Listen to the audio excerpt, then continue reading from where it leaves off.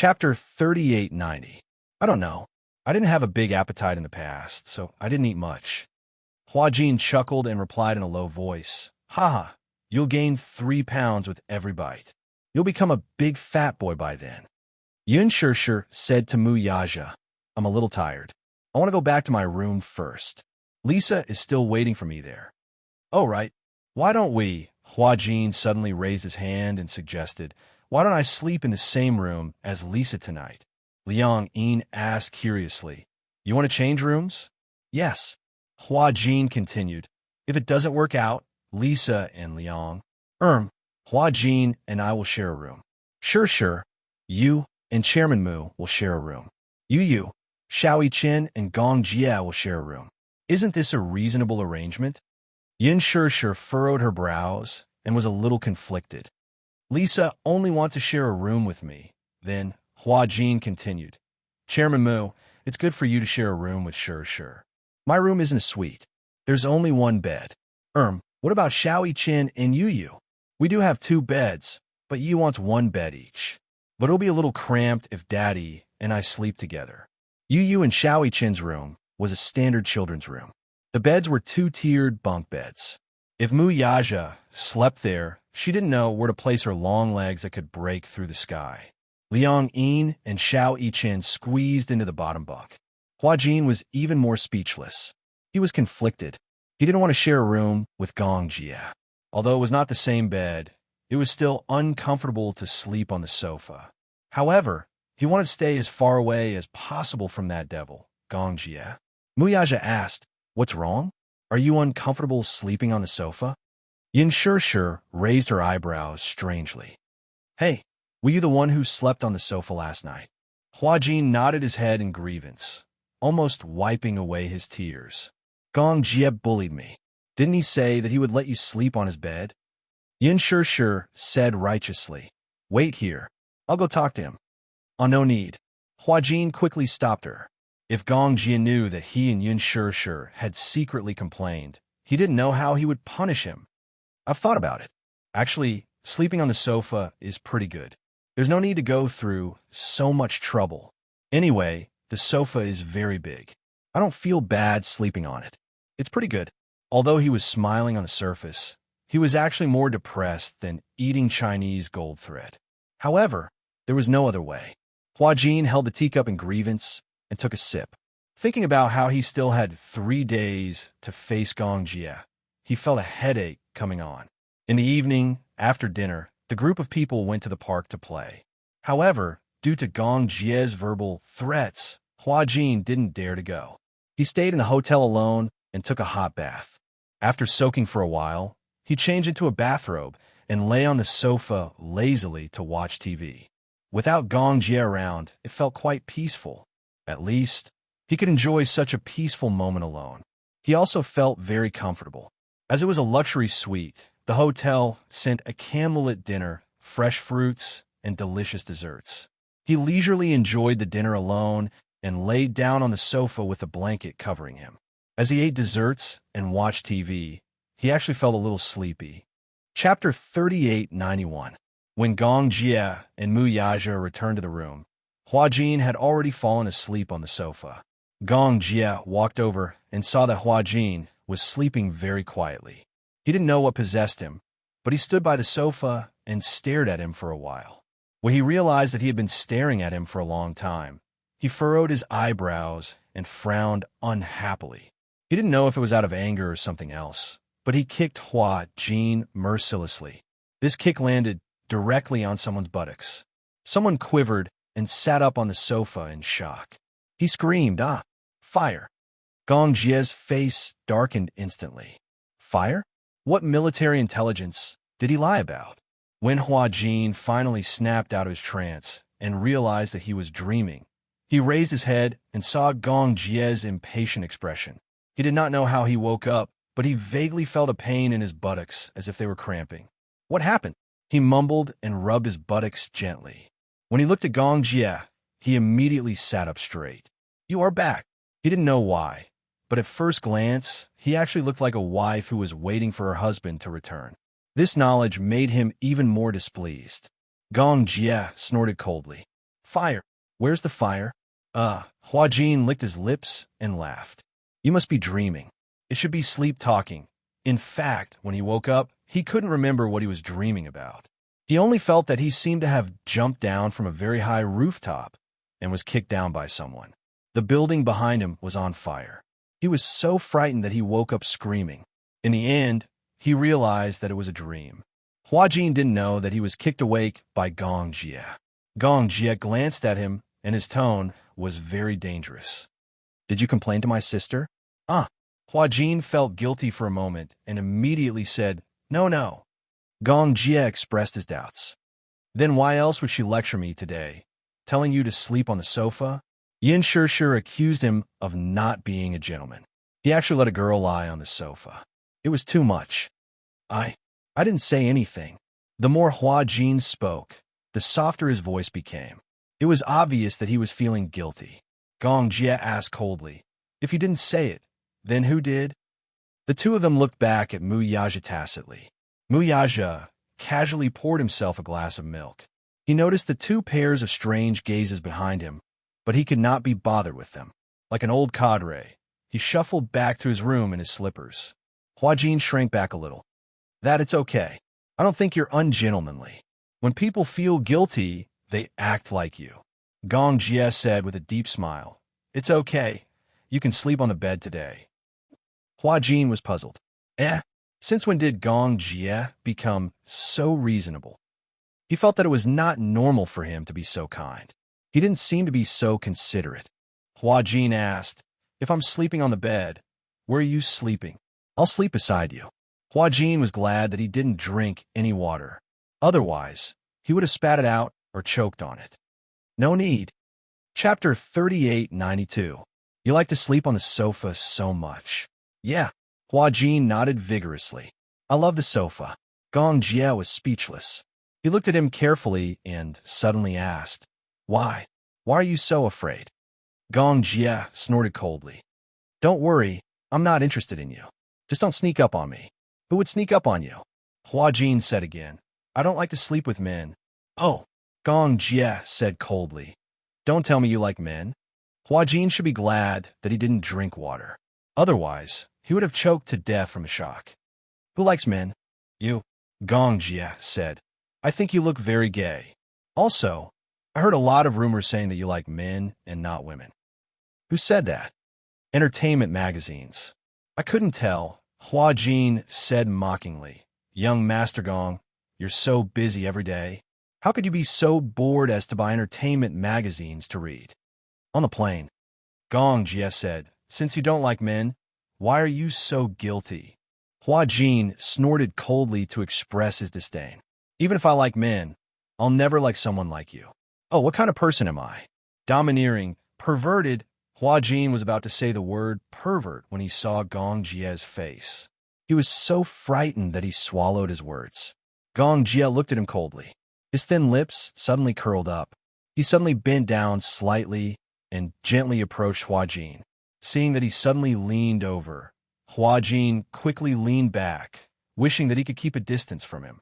However, he was getting closer and closer, so much so that the warm breath from his lips blew onto the tip of his nose. His breath seemed to have a special kind of high temperature, which instantly made his face red. Hua Jin's face was burning hot, but he didn't know it. Gong Jie saw that his face was strangely red and felt that it was interesting. Why is your face so red? Could it be that she's shy? Why are you so close to me? I realize that I don't hate you that much anymore. At least now that you're a woman, I don't hate you at all. As Gong Jie spoke, he unscrupulously admired Hua Jin's burning face. He straightened up and said, It seems that you really like men. Who said that? Hua Jin couldn't wait to prove it to him. He suddenly stood up, picked up the quilt on the sofa, and angrily walked into the room. If I want to sleep on the bed, I'll sleep on the bed. Since someone is inviting me to sleep on the bed, is there a reason for me not to sleep? Gong Jie calmly turned around and watched him enter the room. He raised his eyebrows slightly, but didn't say anything. Instead, he walked directly into the bathroom. Hua Jin carried the quilt into the room and lay on the bed. He wrapped his body tightly with the quilt. After a while, he He heard the sound of water splashing from the bathroom. It was obvious that Gong Jie was taking a shower. He felt that something was wrong with this situation. It was just like when a couple was in a hotel. Damn it, why did he think in this direction? Moreover, why was he wrapped so tightly? It was as if he was guarding against something. Wasn't it normal for two men to sleep on the same bed? Chapter 3893. He looked like a shy little wife who was waiting for her new husband. How could one not misunderstand? He was obviously a man. Although his body was that of a woman, Gong Jie was a straight man who was as straight as steel. He would not do anything to him, right? Of course. He had the body of a devil, but he felt that he was a very principled guy. He would not do such a thing. Hua Jin comforted himself as he carefully lifted the blanket. But he really wanted to take off his bra and sleep. It would be quite uncomfortable to sleep wearing this thing. But if he did not wear it, it would inevitably be a little exposed, right? But if he wore it, it would be very uncomfortable. One night, when he did not take it off to sleep, he dreamed that he was kidnapped.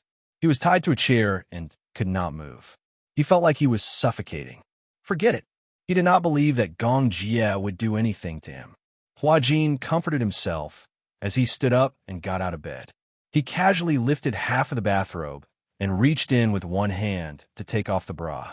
The bra was taken off from the side, so it was more convenient. However, while he was still struggling with the buttons, the bathroom door opened. Hua Jin was shocked and turned around immediately. He saw Gong Jie standing at the door, wiping his wet hair. However, when his gaze fell on the person who was taking off the bra, his gaze froze. Gong Jie was also stunned. He originally thought that Hua Jin was lying on the bed, probably covering himself tightly as if he was guarding against a thief. He did not expect that he was actually taking off. Gong Jie raised his eyebrows. He, on the other hand, was a little wary. Could it be that this guy really liked men? So, from the beginning to the end, he was playing hard to get? With this thought, Gong Jie could not help but reevaluate a certain someone. She recalled the time when they used to play punishment games. Whenever they were separated by a piece of tissue, Hua Jin's face would turn red as if he was shy. A normal man would be annoyed by that. Why would he show such a shy expression? Could it be?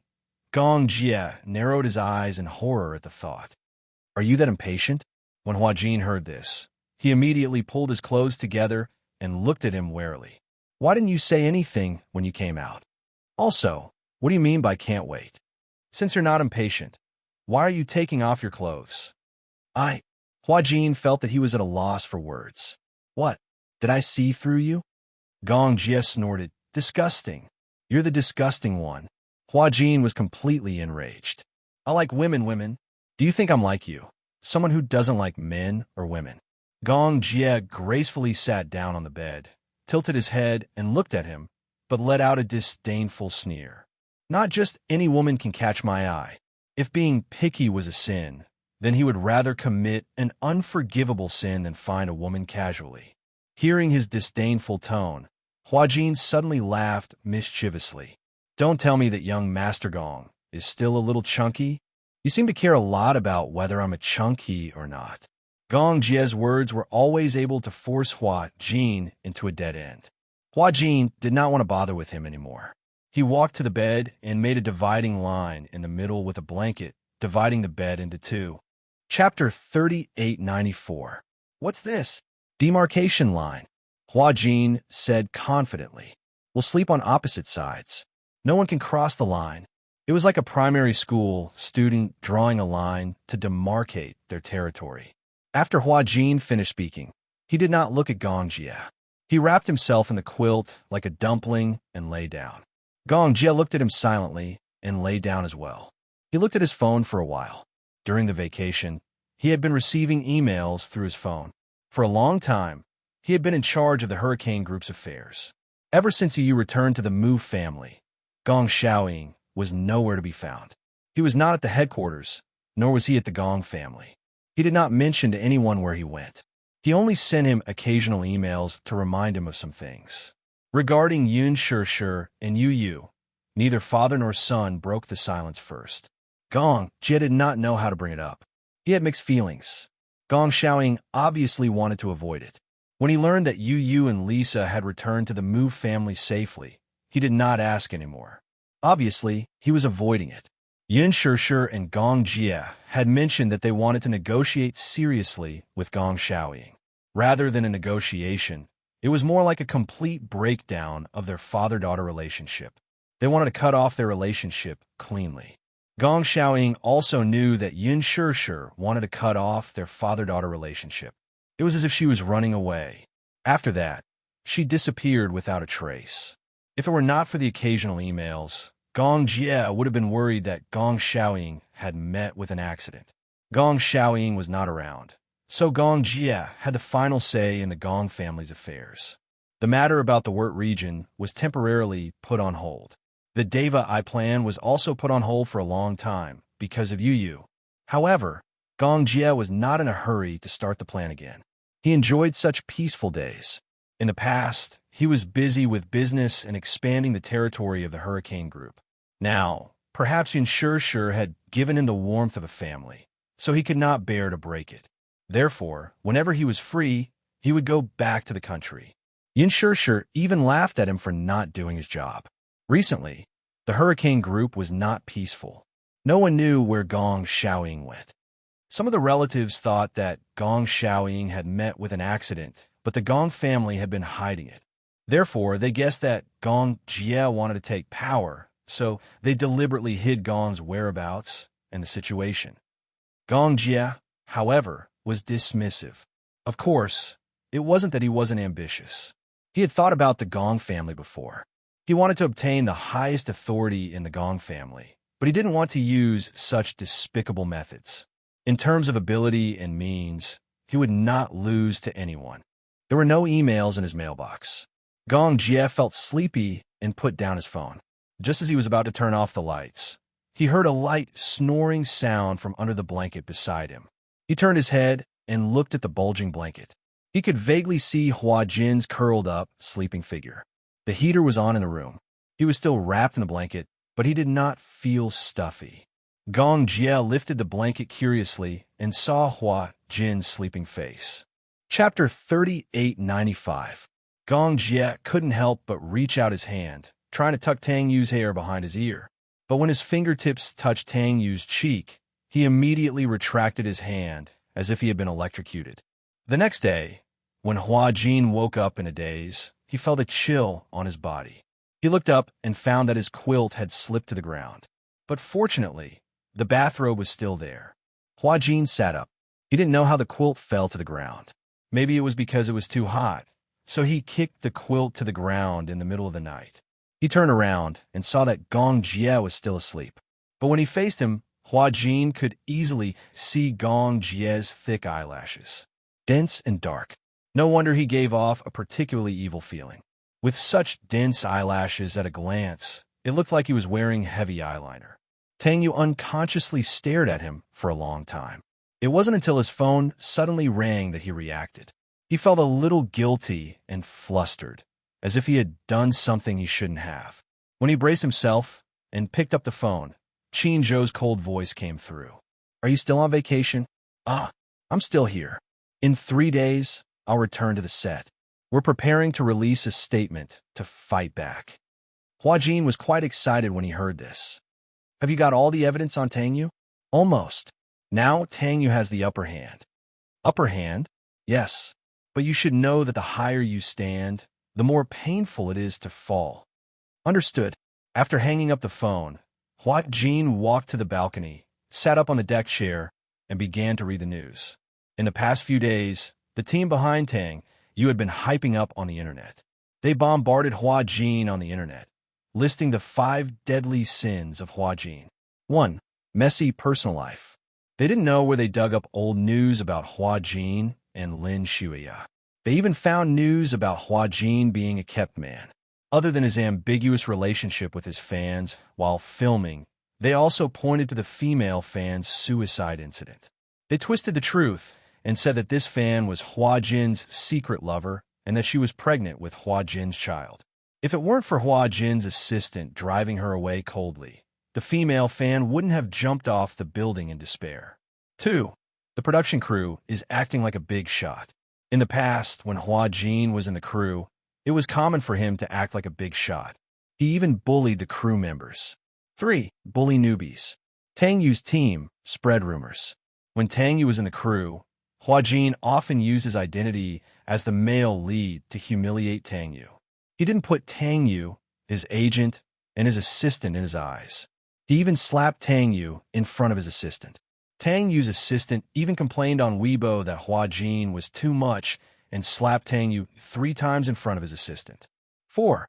Hua Jin's acting skills are bad. Tang Yu's team touted Tang Yu's acting skills while criticizing Hua Jin's.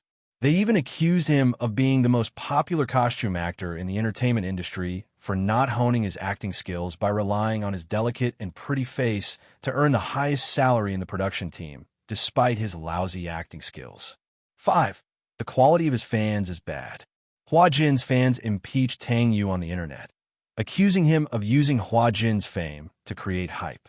They even insulted Tang Yu on Weibo. Chapter 3896. During this time, Hua Jin didn't look at the news on the internet. Because Qin Zhou told him not to look, Hua Jin didn't look at it to avoid messing up his mood. As a result, Hua Jin almost exploded when he saw it. What was this? Was Tang Yu looking for death? How dare he do this to him? He endured. When he returned to Beijing, he would confront Tang Yu. On the bed, Gong Jie opened his eyes. He had woken up. He turned around and glanced at Hua Jin's angry back on the balcony. He furrowed his brows, turned over, and went back to sleep. 2 days later, Hua Jin and Liang Yin returned to the set early. Qin Zhou was already waiting for them at the set and explained everything to them. At first, Liang Yin found it hard to accept. She didn't expect Tang Yu to be so excessive. He indiscriminately pushed the blame to Hua Jin and even smeared Hua Jin's reputation. Qin Zhou sneered. If Tang Yu could face his mistakes and admit that he was the one who caused this, it wouldn't be a big deal. But look at his behavior. He actually dared to go against Huan Yu. He's looking for death. Hua Jin also said hatefully, this Tang Yu, he just debuted not long ago. How can he be so ruthless? Yes. Do you know who's behind Tang Yu? Oh, Huan Yu's rival, Sunhai Entertainment. Sunhai? 10 years ago, Sunhai Entertainment mainly focused on the music industry. They signed many singers. Many singers and groups that were popular all over Asia were artists under Sunhai Entertainment. However, they hadn't sung for a long time. The music industry ushered in the impact of the digital era. The market was in a slump, and the music sales plummeted. And in the era of pan-entertainment, singing alone couldn't attract much popularity. Even the popular idol singer was a triple agent. He acted in movies, TV dramas, and sang the theme songs of movies and TV dramas. That was the only way to stabilize his fans and popularity.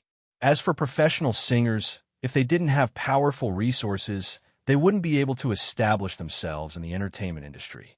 As a result, Sunhai made a strategic change and shifted his focus from the record company to the film industry.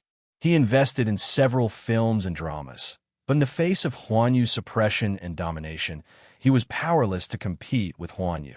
Huan Yu began to build up Hua Jin. Under Qin Zhou's suggestion, they supported Hua Jin. Therefore, Sunhai also signed a group of fresh meat, including the newly signed Tang Yu. Tang Yu's appearance was the best among Sunhai's new recruits. Therefore, Sunhai put a lot of effort into promoting him. However, since she had stepped into the entertainment industry, she naturally could not escape the unspoken rules if she wanted to climb up the social ladder. No matter how good one's aptitude was, if there were no resources, then the unspoken rules would be unavoidable. Qin Zhou had already gotten hold of a batch of Tang Yu's black material. He was just waiting for the critical moment to release it. The PR team had already concocted a batch of press releases, waiting for Tang Yu's team to get carried away. Qin Zhou and Hua Jin communicated for a long time and taught Liang Yin how to cooperate. The next day, the show officially started. Chapter 3897. On the same day, Hua Jin saw the news from Huan Yu's media account. Only then did he know that Qin Zhou had instructed several reporters to take a few photos of Tang Yu and his fans entering and leaving the hotel room together. And they didn't leave the hotel for 2 nights. Although it was secretly taken, the photos were very clear. With clear facial features, it was easy to recognize that the man in the photo was Tang Yu himself. In the photo, two people were circled in red. After zooming in, even if the pixels were limited, the other girl was actually the girl who jumped off the building that day. Previously, because Sun Hai exposed that the girl and Hua Jin had an affair, the child at her belly was Hua Jin's child.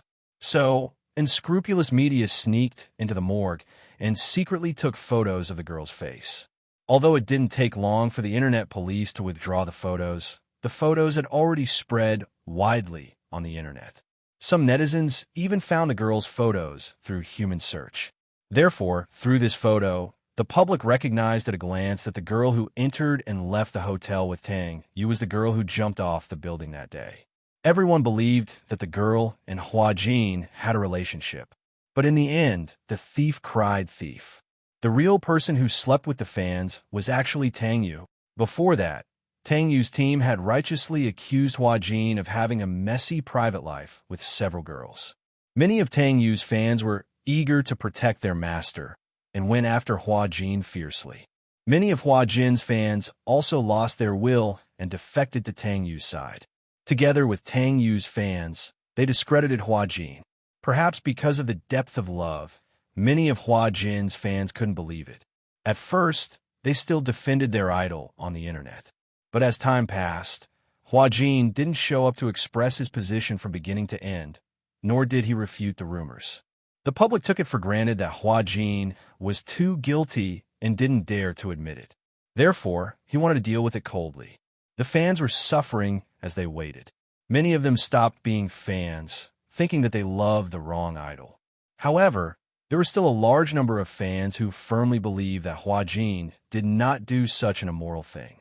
Now, Huan Yu had publicly clarified that the previous period of silence was because they were secretly gathering evidence.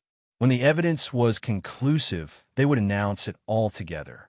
Who knew how many haters would be slapped in the face? This was also one of Qin Zhou's strategies. Through this matter, he could stabilize his fan base. Previously, the loyal fans would firmly defend Hua Jin. Through this incident, the fans' trust in Hua Jin was further strengthened, and a group of fans who weren't loyal enough were eliminated.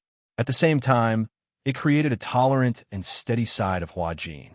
As for those fans who left because of distrust, they would feel guilty towards their idol and become even more loyal to Hua Jin. One had to admit that Qin Zhou's methods were brilliant. After fiercely attacking this rumor, the other accusations would collapse on their own, even without Huan Yu showing up. When a person told a lot of lies, even if they were half true and half false, then when that person's lies were ruthlessly attacked, the other words that were said, even if some of them were true, would no longer be believed. If one sentence was false, no matter how true the other words were, no one would believe it. Chapter 3898. Tang Yu's manager was furious. Where did these sneaky photos come from? How did Huan Yu get hold of these photos? Even Tang Yu himself didn't expect that he would be secretly photographed by the reporters when he brought his fans into the hotel.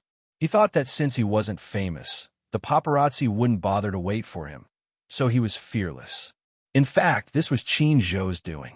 Ever since Hua Jin joined the cast, Qin Zhou had sent several reporters to pretend to be Hua Jin's assistant and makeup artist. In fact, they were reporters who secretly took photos of many of the artists in the cast. However, he had been holding in his hands all this time and didn't expose it. If people don't offend me, I won't offend them. Qin Zhou had always believed in the truth of protecting himself and never took the initiative to cause trouble. After all, it was easy for artists to survive in this industry. He was rarely willing to provoke others. But if others came to offend him, then he might not be polite. It was obvious that Tang Yu's team wanted to kill Hua Jin. So, he didn't have to be merciful. He had a lot of dirt on Tang Yu in his hands, and the more explosive ones were yet to come. Qin Zhou's principle was to either not say anything, or if he did, it would be a fatal blow. He wouldn't give Tang Yu's team any chance to fight back. And he did it. As soon as this news came out, Tang Yu's team was completely flustered. It could be said that they were caught off guard. Tang Yu's Weibo was very lively 2 days ago. When Tang Yu's team was smearing Hua Jin's reputation, Tang Yu posted a photo on Weibo with a short sentence, "Justice is in the hearts of the people." It seemed that there was no response, but in fact, it was a response. It was as if they were the weak ones and didn't dare to say anything because of Hua Jin's power and means. The fans were heartbroken for a while. But now, when the time came out, he really slept with his fans, got them pregnant, and was heartless. He drove his fans out of the hotel and didn't even want to pay for the abortion. His image as a scumbag was suddenly known to everyone. Qinzhou didn't know how he found the person. A hotel cleaner stood up and said that she saw the girl before she jumped off the building. The girl came to the hotel to find out that she was pregnant and came to discuss with Tang Yu about what to do. She happened to pass by and saw this scene. She immediately hid, but she accidentally heard Tang Yu's disapproving tone. Obviously, he didn't believe that the girl was really pregnant. He thought that the girl was here to threaten and blackmail him. Therefore, he refused to let her in and coldly drove her away. The girl was extremely sad. She said that she had no home to return to. In order to chase after idols, she had been isolated from her family. Now that she was pregnant, she was at the end of her rope. However, Tang Yu clearly said that he was on a rise now. His image was very important. He would never allow her to be his stumbling block. The girl was so sad that she was utterly defeated. She stumbled and left. Some reporters questioned her and suspected that the cleaner had been bribed. However, the cleaner was very magnanimous. She even said that what she said was the truth and that she was willing to bear all the legal responsibilities. Therefore, with this sentence, Tang Yu's so-called lawyer's letter seemed weak and feeble. All the onlookers encouraged Tang Yu to sue the cleaner if what she said wasn't true, and if it was a smear or a rumor. Chapter 3899. This time, Tang Yu's face was beaten black and blue by Huan Yu's solid hammering one after another. Tang Yu's manager cursed Qinzhou. This Qinzhou was young, in his early 30s, but his methods were impressive. He had already laid out a backup plan. How could Tang Yu know that Qinzhou had already sent people to watch him from the first day he joined the crew? Photos after photos were placed in front of him. He wanted to clear his name, but he couldn't. And Hua Jin's Weibo was personally managed by Qinzhou. Of course, in this segment, Hua Jin had to act as a victim. For example, because of this incident, in the face of public opinion crisis, he endured the grievances and kept silent. Until the truth came out, the fans felt even more sorry for Hua Jin's grievances. Since there were facts and evidence to prove that the girl who jumped off the building had nothing to do with Hua Jin. Then, in the video that was released that day, Hua Jin was talking to the girl and even showing concern. For a moment, Hua Jin's kind image was solidified. What a celebrity in the entertainment industry needed the most was positive energy. Just when Tang Yu was still thinking about this matter and racking his brains on how to get through this public relations crisis, Huan Yu once again released negative information about Tang Yu. On Weibo, an internet celebrity with the ID of Lily stood up as Tang Yu's ex-girlfriend and detailed several of Tang Yu's crimes. A long and voluminous post of a few thousand words tearfully accused Tang Yu of being a scumbag. Before Tang Yu debuted, he was an internet celebrity in his blog shop. If you've read the original Demon Eyes, you'll know that Tang Yu and I were the book models for Demon Eyes. He was the male lead, and I was the female lead. We met during the Demon Eyes series of illustrations. At that time, he was still a university student, and I was already a famous cosplayer on the internet. At that time, he was very young and immature, but on the surface, he was a sunny and handsome guy. Just like that, we fell in love. Furthermore, when he was still in university, we opened an online clothing store together. We became models together and ran the store together. When he graduated from university, he told me that he wanted to be a celebrity, so he went for an interview with a record company. However, his voice wasn't very good, but the record company thought highly of him. They released a few demos, but they weren't very popular. After all, the entertainment industry was very cruel. If you didn't have the ability, it didn't matter how good-looking you were. So, he said that he wanted to act. I've always supported his dream of becoming a star, so I've invested all the income of the online store into him, packaging and managing all the connections while maintaining the store's operations. Actually, I was in a lot of pain during that period. I feel that if he becomes a celebrity, we might not be able to be together in the future. So I advised him to stop being a celebrity and just be an ordinary person, get married, have children, and live a peaceful life. Perhaps that's true happiness. Chapter 3900. I secretly opened it once, and it turned out to be a middle-aged woman. Later, I found out that she was the wife of a senior executive of Sun High Entertainment. 2 years ago, I was pregnant, and I told him about it. Actually, I didn't want to be pregnant, but I kept asking him to use contraceptive measures, but he refused. He said that it was uncomfortable to wear condoms, and that it wouldn't be easy to get pregnant. I didn't understand, so I believed him. He asked me to have an abortion, and he acted like he was in pain. But I accidentally checked the chat records, and he said that I was trying to kill him by getting pregnant. It was also at that time that I found out that he was having an affair with a lot of big shots in the entertainment industry. I didn't understand at that time. It wasn't until after we broke up that I found out that he was willing to accept the unspoken rules in order to become famous. His partner was the artistic director of Sun High Entertainment. I met the director once, and he was a man in his 40s. I couldn't accept this fact. When we broke up, I chose to have an abortion. During the abortion, I suffered a massive hemorrhage. When I was taken out of the operating room, I was in a daze. I didn't even know that my uterus had been removed by the doctor. When I woke up, my mother was by my bedside, crying and apologizing to me. Because of the massive hemorrhage, in order to save my life, they had no choice but to remove my uterus. Since then, I couldn't have children. I permanently lost the right to be a mother. I hated him. For a long time after that, I fell into this pain. I was also troubled by depression for a long time. I didn't understand what was the meaning of living.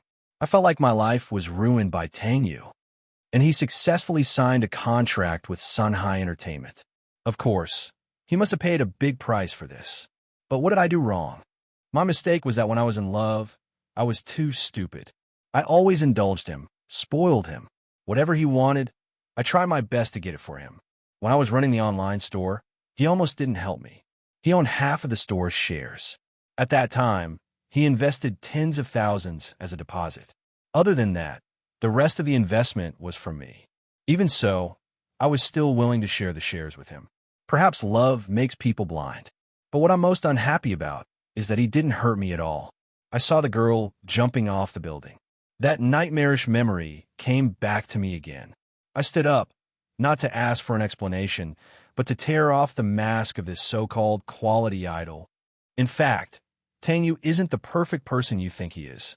In addition to accusing Tang Yu of crimes, the ex-girlfriend also released one piece of information after another. The equity book, the prospectus, the photo with Tang Yu, the pregnancy diagnosis, the report of the hemorrhage during the abortion, and the information about the depression. Everything was available. His chat with Tang Yu was also published. For a moment, Tang Yu's image changed beyond recognition. This incident had attracted the attention of almost everyone, and it was unprecedentedly popular. Not because Tang Yu was a scumbag, but because of his extremely bad character. It was clearly her own doing, but she actually pushed all the blame on a Hua Jin. Chapter 3901. Hua Jin was innocent, but Tang Yu had splashed a basin of dirty water on him and made him take the blame. Tang Yu, on the other hand, was enjoying everything that didn't belong to him. Unforgivable. At one point, it aroused public anger among the netizens. Ban Tang Yu. Tang Yu, get out of the entertainment industry. Tang Yu doesn't deserve to be a star. In the future, I won't buy anything he endorses, I won't watch his TV series, and I won't pay attention to his shows. I'll boycott such a bad star. Tang Yu, go to hell. Even a fan posted a photo of many of Tang Yu's sign posters. All of them were torn up and thrown into a brazier to burn, declaring that they were no longer fans. However, Tang Yu's Weibo didn't disappear. Instead, he gained millions of fans because of his attention. However, millions of fans came to trample on him. On the top Weibo post, under the Justice is in the People's Hearts post, the comment section had climbed to hundreds of thousands. The most popular comment was an insult from a netizen. Justice my ass. Smile. Justice was eaten by a dog, and you're the dog. I logged on to Weibo to see if Tang Yu quit the entertainment industry today. Don't make a fool of yourself. I was blind to not believe in my own idol and mistakenly believed in a dog like you. You look like a decent person. Should I scold you now or go through the procedure? Is there a like for scolding Tang Yu? Weibo had fallen into a trap. The netizens' criticism of Tang Yu had reached an unprecedented level. During this time, Tang Yu was almost invisible and didn't dare to make any movements. Hua Ji knew that Tang Yu was in his room and didn't dare to take a step out. His 3 meals a day were sent to him by his assistant. Outside the hotel, they were surrounded by reporters. After this incident, everyone wanted to be the first to take pictures of Tang Yu's movements. Although Tang Yu was an unknown 18th-tier artist, he wasn't famous yet. But everyone was optimistic. If there was no accident, Hua Jin, as the protagonist of the TV series, would always be among the top. It wasn't a wishful thinking for Tang Yu to become popular overnight with this drama. Most importantly, Tang Yu actually used Hua Jin to get rid of the responsibility. This was undoubtedly setting fire to Hua Jin. As a result, Tang Yu's incident suddenly became a hot topic. The attention was there, but everyone asserted that Tang Yu's acting career had come to a premature end. Tang Yu now regretted his actions. If he hadn't pushed that girl into despair back then, if he hadn't discussed with her what to do next, even if it was an abortion, it might not have been so lethal if it had been exposed. Tang Yu wanted to be famous so badly that he wouldn't allow any negative news to exist. He wanted to be an artist, but he didn't have the self-control and restraint of an artist. He wanted to be famous, but he didn't follow the rules of the entertainment industry at all. Therefore, Tang Yu's fate was completely sealed. Tang Yu hid in his room and didn't dare to go out. And because of him, Hua Jin could only stay in the hotel, and Liang Yin couldn't go out either. As soon as they went out, there was a sea of media reporters. Dozens of them, big and small, densely surrounded the hotel entrance. As soon as they went out, they were heavily surrounded. It was too scary. Liang Yin had never seen such a scene before. It was simply deadly. Chapter 3902. Hence, Hua Jin ordered takeout for all 3 meals a day and brought them home. That was the result. They also had to be wary of the paparazzi who pretended to be delivery men. Some of the reporters even bribed the delivery man to put the questions they wanted to interview into the package in the form of a jump. Some reporters pretended to be delivery men and waited until the door opened to squeeze in for an interview. Some paparazzi were even scarier, as they would secretly stuff a listening device into a pen. Fortunately, Hua Jin was attentive enough to notice the pen that had appeared out of nowhere. He took it apart and discovered that it was actually a recording device. Liang Yin was completely frightened. She felt like there were countless pairs of eyes staring at her. She was always on tenterhooks. She didn't expect that being a celebrity was such a painful thing. In addition to rushing for the schedule, she often couldn't rest well. On the surface, she looked bright and beautiful. But at such a critical moment, she had to fight against the paparazzi all the time. This was simply like the rhythm of a spy movie. These paparazzi must be excellent spies and secret agents if they were placed in the war-torn era decades ago. Hua Jin was already used to it. This kind of thing was common in the entertainment industry. He had long been used to it. Liang Yin couldn't sleep well these days. The crew also suspended the filming. The director's team and the executives were discussing the issue of Tang Yu's departure. On the internet, many netizens even threatened to boycott Tang Yu. If Tang Yu's role wasn't deleted or replaced, they would resolutely not watch it. Some people even held a vote in favor of Tang Yu's withdrawal from the cast. 90% of the netizens said that even if it was a TV series starring Hua Jin, as long as Tang Yu was still in it, even if it was just a scene, they would resolutely boycott it. The director's team and the investors suddenly panicked. What did this mean? This would be a big hit to the ratings. After this incident, even if they braced themselves and filmed the TV series, they didn't know if the TV stations and websites would buy it. Advertisers would probably shrink back as well. Generally speaking, the profit of a TV series mainly depended on the buyout price during the first broadcast and advertising placement. The cost of advertising placement depended on the cast and ratings. Generally speaking, a TV series starring an A-list actor, was often packed together with advertising placement to the website. Profits, however, depended on it. If a single piece of rat poop spoiled a pot of porridge, then the gains would not make up for the losses. The film crew had to weigh the pros and cons. But here came a thorny problem. Tang Yu's backer, the executive director of Sunhai Entertainment Media, was also one of the investors of the show. If Tang Yu was replaced, it wasn't too late to reshoot. However, he was afraid that he would offend Sunhai. Withdrawing his investment was a small matter, but he still had to face the problem of breaching the contract. Tang Yu's personal image problem affected the crew's filming, which was considered a breach of contract. However, if the crew replaced Tang Yu without Sunhai's consent, it would be considered a breach of contract, and the penalty would be very high. As a result, after a meeting, not to mention the director's team, even Sunhai's investors directly requested to kick Tang Yu out. The higher-ups were furious. Sunhai originally threw in a lot of capital to support Tang Yu, but in the end, this kind of thing happened. Chapter 3903. One was a ruined artist. The other was an investment worth hundreds of millions. Which one was more important? Sunhai's higher-ups calculated in their hearts. No matter how they thought about it, they still couldn't bear to risk such a high price. They had to cut their losses in time. This was what a capitalist was like. The termination notice was sent all the way to Tang Yu's room.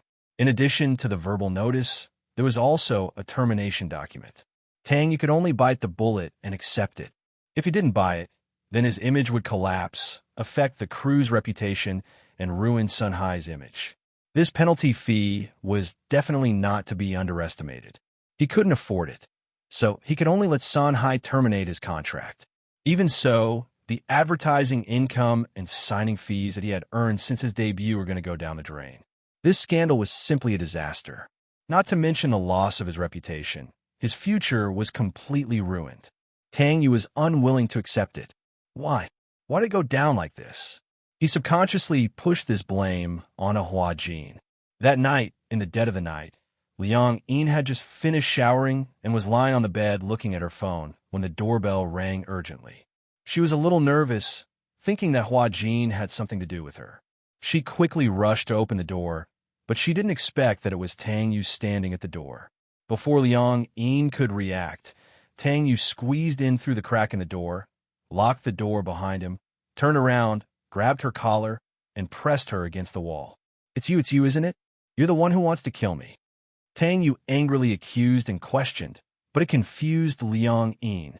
These few days, she had been living in isolation. She didn't know what happened at all, nor did she know that Tang Yu was removed from the crew. Tang Yu, on the other hand, hated the idol to the bone. Everyone knew about Huan Yu's actions online these few days, and Hua Jin was an artist under Huan Yu. It must be Hua Jin's counterattack. Of course, he blamed all of this on Hua Jin. This matter was supposed to be settled. Tang Yu said angrily, "You and I are different. Even if you have such a scandal, even if you lose fans, there will still be countless fans supporting you. But what about me? I just debuted and don't have a strong foundation. If something like this happens, I will definitely die. Why do you want to harm me? Why do you want to implicate me?" Liang Yin listened for a long time and finally figured out why Tang Yu was looking for her. It was actually because of this matter. Liang Yin was also infuriated. Previously, her feelings for Tang Yu might be complicated to say. After all, Tang Yu was her idol. Although she knew about Tang Yu's past, her feelings for him were still complicated. She liked him, but also felt disappointed and lost. It was just that he did not expect Tang Yu to be so excessive and push all these things to Hua Jin. Liang Yin said angrily, "What does this have to do with flowers? What does this have to do with me? Is that child mine? Did I do that?" That day, she was squatting in the corner of the hotel. Why did you ask her? If you didn't ask her, the media wouldn't have made an issue of this matter at all. Yes, I did out of kindness. I cared about her. So is my kindness my fault? Chapter 3904. She got pregnant because of you, but you shut her out. Is life so worthless to you? Until now, you haven't repented for your first love. You don't feel guilty at all, and you're blaming it all on me. Did I do this? If you're a man, you have to take responsibility for your own actions. What kind of man are you to push the blame onto someone else? Tang Yu said angrily. How am I not a man? Who knows that the child in her stomach must be mine? Who can prove it? I only did it once with her. How could she get pregnant after just one time? If she could get pregnant after just one time, why didn't anyone else get pregnant but her? Liang Yin was even angrier. You're not just one scourge. Huh? Scourge? How is that a scourge? It's them who want to do something with me. I'm just fulfilling their wishes. God knows how many people are jealous of them. Not everyone gets to have intimate contact with their idols. Tang Yu arrogantly thought that the fans were lucky to be in close contact with him. It was their blessing. He even thought it was a gift, a charity. Liang Yin was completely stunned. How could she know that Tang Yu actually saw all of this as a gift? In her anger, she subconsciously blurted out, Who do you think you are? Do you think you're God? Tang Yu, don't overestimate yourself. You're just an artist, a celebrity. The fans like you because you bring positive energy to them. But they didn't expect that what they saw was just an illusion. Your fans are so pitiful. To fall in love with an idol like you, they're really feeding their passion to the dogs. Tang Yu was so angry that he laughed. Huajin, why do you have to say such things? Who do you think you are? You're just a celebrity. To put it nicely, you're an idol. To put it bluntly, you're just an actor. Yes, you've never slept with a fan. You're pure, you're noble. But don't think I don't know that you were sold into the entertainment industry by your father. Before you debuted, you were just a waitress in a bar. How clean do you think you are? You're dirtier than me. I slept with a fan. You're an old man's mistress. Liang Yin's face suddenly turned serious, and she said in a deep voice, Watch your mouth. What? You're still unwilling to face what you've done? Liang Yin was so angry that her eyes turned red. She slapped Tang Yu hard on the face. Shameless. Tang Yu's face was slapped to the side. He turned back in disbelief and glared at him. You're not even willing to admit what you've done. How dare you say I'm shameless? No matter what, Huajin will always be nobler than you. After a pause, Liang Yin continued. No matter how bad it is, he won't play with his fans, and he won't treat his fans' sincerity like dirt. He wouldn't humiliate his fans like this. Yes, Who doesn't know you have a lot of fans? Who doesn't know that you have tens of times more fans than me? A few hundred times? Or even thousands of times? If you really want to play with them and sleep with them one by one, you won't be able to take care of them one by one. Seeing that Tang Yu's words were getting more and more outrageous, Liang Yin was so angry that her whole body trembled. Just then, the doorbell rang. It was hurried, accompanied by occasional knocks on the door. Chapter 3905. Huajin, who was in the next room, heard the noise and thought that something had happened to Liang Yin. Just now, when she was arguing with Tang Yu, the vase on the table fell and made a noise. It didn't break, but it caused a lot of noise. Huajin heard it and rushed over. Liang Yin? Liang Yin, are you there? What happened? Liang Yin opened the door to Huajin. Tang Yu was stunned. Liang Yin's body also froze. Tang Yu looked back at the door, and then looked back at Liang Yin, feeling incredulous. He recognized this voice. Wasn't it Hua Jin's assistant? Why did she call Hua Jin Liang Yin? This, Tang Yu didn't react. He wouldn't think about it in any other way. Liang Yin pushed him away and walked to the door. She tidied up her messy clothes and opened the door. Hua Jin rushed in all of a sudden. Before he could say anything, he saw Tang Yu standing to the side. His clothes were a little messy. Then he looked at Liang Yin's body. There were obvious traces of wrinkles on her collar. He wasn't stupid. He immediately guessed what Tang Yu was here for. Bastard! Hua Jin cursed and rushed over. He raised his leg and kicked Tang Yu in the stomach. Tang Yu groaned and sat on the ground. Hua Jin lunged over and grabbed her by the collar. Tang Yu didn't know how the girl in front of him, who looked gentle and weak, could have so much strength. He didn't expect it.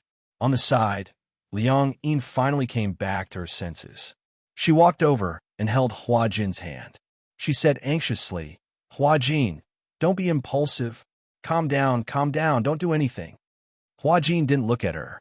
Instead, he asked Tang Yu coldly, What are you doing in her room? It's none of your business. Tang Yu shouted defiantly, No matter how down and out I am, it's not up to a mere assistant like you to lecture me and question me. Bang! Without a second thought, Hua Jin punched him in the face. Fortunately, he found out in time and rushed over when he heard the commotion.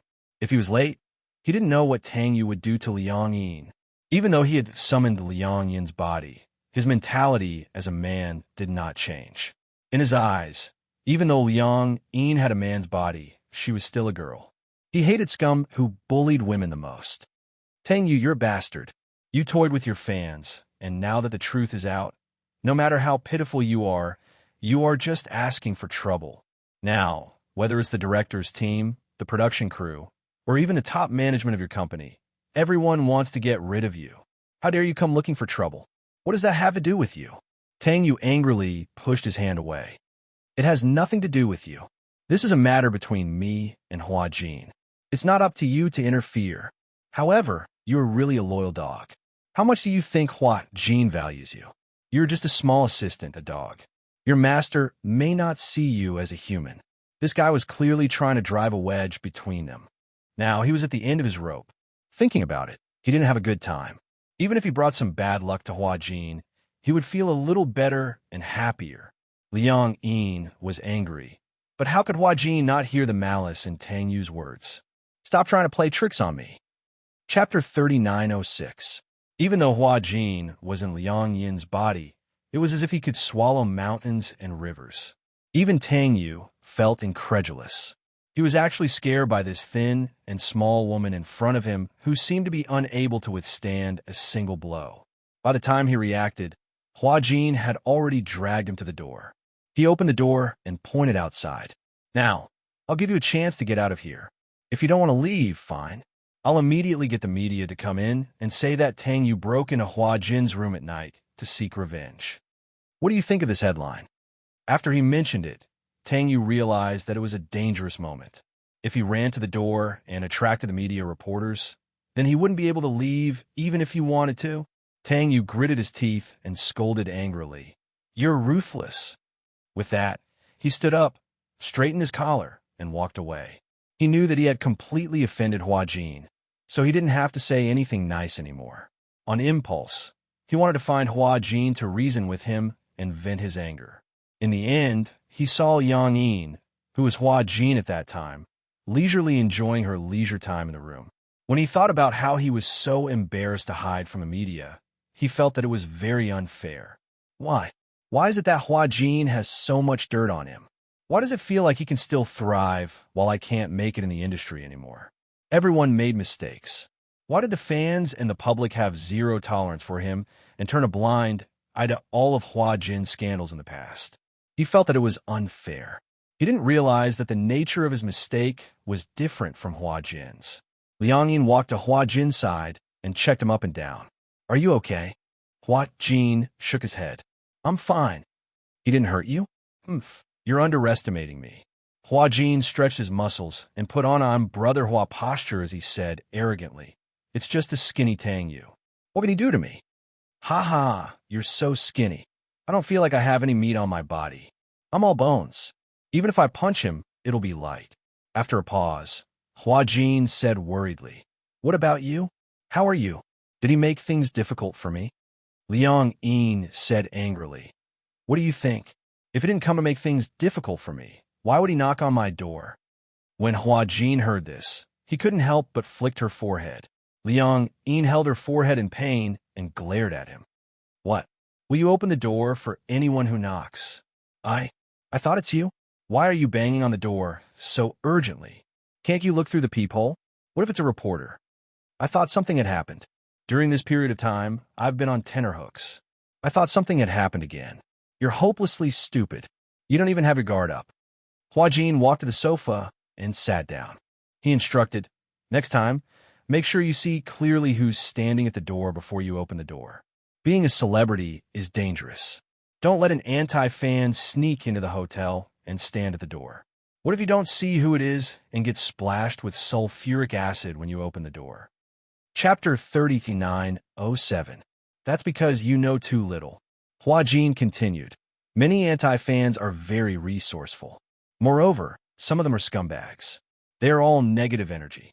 Moreover, no one knows what ridiculous things they will do in the next second. Liang Yin was very curious when she heard this. Looks like you've encountered anti-fans taking revenge on you before. Of course. When Hua Jin mentioned it, he was actually a little proud. After all, I've died once. Oh, that's so exaggerated. What happened? I remember in the past, when I took part in a program, I met a fanatical fan backstage who claimed to be my loyal fan. She gave me a bouquet of flowers and a bottle of water. When I saw how enthusiastic she was, I didn't suspect anything and drank it in one gulp. When I drank it, I felt fine. But after a while, I felt that something was wrong. When Liang Yin heard this, she was so nervous that her heart clenched up. What happened? That person put superglue in the water. Superglue. Liang Yin's eyes widened. If that thing is mixed in the water, it's very deadly. Yeah. Hua Jin nodded and said, after that, I didn't think much of it, because I would never have thought that someone would put superglue in a drink. When you drank it, didn't you feel that something was wrong? I just felt that the taste was a little off. There wasn't any sticky part of it like glue. It might have been diluted by something. Hua Jin continued. After that, I wanted to go back to the resting room. On the way back, I suddenly blacked out and fainted. After that, I don't know what happened. When I woke up, I was already in the emergency room. I was in a daze and was forced to vomit. Anyway, I was tortured until I was half dead before I managed to pull through. Hua Jin could no longer remember how painful it was in the resuscitation room back then. Everyone thought that he wouldn't be able to pull through. He didn't even realize how dangerous his situation was. He didn't even know how he ended up in the emergency room. At that time, his manager was standing outside the emergency room, panicking. The doctor told him that he had swallowed the superglue and that his life was in danger. The manager was scared half to death. The previous bottle of drink was sent to the police for identification. According to the extracted substance, it was found that it was mixed with a high concentration of superglue. At the same time, the anti-fan who pretended to be a fan was quickly arrested by the police. In the operating room, Hua Jin went through a lot of pain. Fortunately, he was rescued in time. In the end, it was announced that he was out of danger. Later on, he found out that the procedures that were carried out in the operating theater before this were gastric lavage and vomiting induction. He drank the drink mixed with glue. After an investigation, it turned out that the anti-fan was dissatisfied with Hua Jin's rising popularity. She was a fan of another male celebrity. It was all because Hua Jin had played a game with that male celebrity on a show. Because it was a sports game, Hua Jin's motor skills were quite good. It was a crushing victory. She was so angry that she came up with this plan. This incident caused a huge sensation, and that male celebrity couldn't withstand the pressure of public opinion and came forward to apologize. Chapter 3908. Fortunately, I'm in good physical condition, so I got through it. But Hua Jin raised his eyebrows. Thanks to that fan, I had serious gastro problems for a long time. Even after recuperating for so long, my stomach is still very weak. I can't eat anything too stimulating. When Liang Yin heard this, she frowned. How could something like this happen? Before that, I wouldn't have thought about it. I also wouldn't have thought that there would be such a hateful person like an anti-fan. Hua Jin said as he stood up. He went to the bar and poured himself a glass of water. He took a sip and said, in the past, I used to cherish everything that my fans gave me. But since then, even if I had a good mentality, my assistant, my manager, and any fan's gifts would be separated from me in advance. If it's a drink, food, or snack, they would throw it away directly without looking at it. Toys and jewelry, after checking if there's no problem, would be donated to the appropriate charity in my name. Perhaps he was traumatized. After that, when other celebrities received drinks and snacks from their fans, they didn't dare to drink or eat them easily. Never underestimate a person's darkness. Hua Jin glanced at Liang Yin and couldn't help but lecture her. Do you know that Tang Yu is under a lot of pressure from public opinion now? It could be said that his acting career was most likely ruined. What if he resents you and wants to take revenge on you? Liang Yin didn't think much of it. Just take revenge. Hua Jin couldn't believe it. Why are you speaking so casually? Do you really think he won't dare do it? He has nothing now. He lost his resources. He lost his future. You can say that he has nothing. What if he's desperate and has evil thoughts and kills you? That won't happen, right? Liang Yin was so angry that she laughed. He has to pay with his life for killing. If he dares to do anything to you, you have so many fans. Everyone's saliva will drown him. Although it's not your body, you can't be so careless. Hua Jin said angrily. You have to protect yourself, okay? Liang Yi nodded guiltily and mumbled, I know. In the future, I will pay attention and protect myself well. Yes. Only then did Hua Jin feel more at ease. He wasn't making a mountain out of a molehill. The entertainment industry was just a vanity fair. It was foul, and there was no one there. Tang Yu had been eliminated from this circle. Who knew what he would do? Hua Jin was still worried, so he called Qin Zhou and asked him to send 2 bodyguards to protect Liang Yin. Qin Zhou agreed, saying that he would make arrangements immediately and that he could rest assured. Hua Jin hung up the phone and saw Liang Yin staring at a place in a daze. He asked suspiciously, What are you thinking about? Liang Yin regained her senses and smiled stiffly. Oh, it's nothing.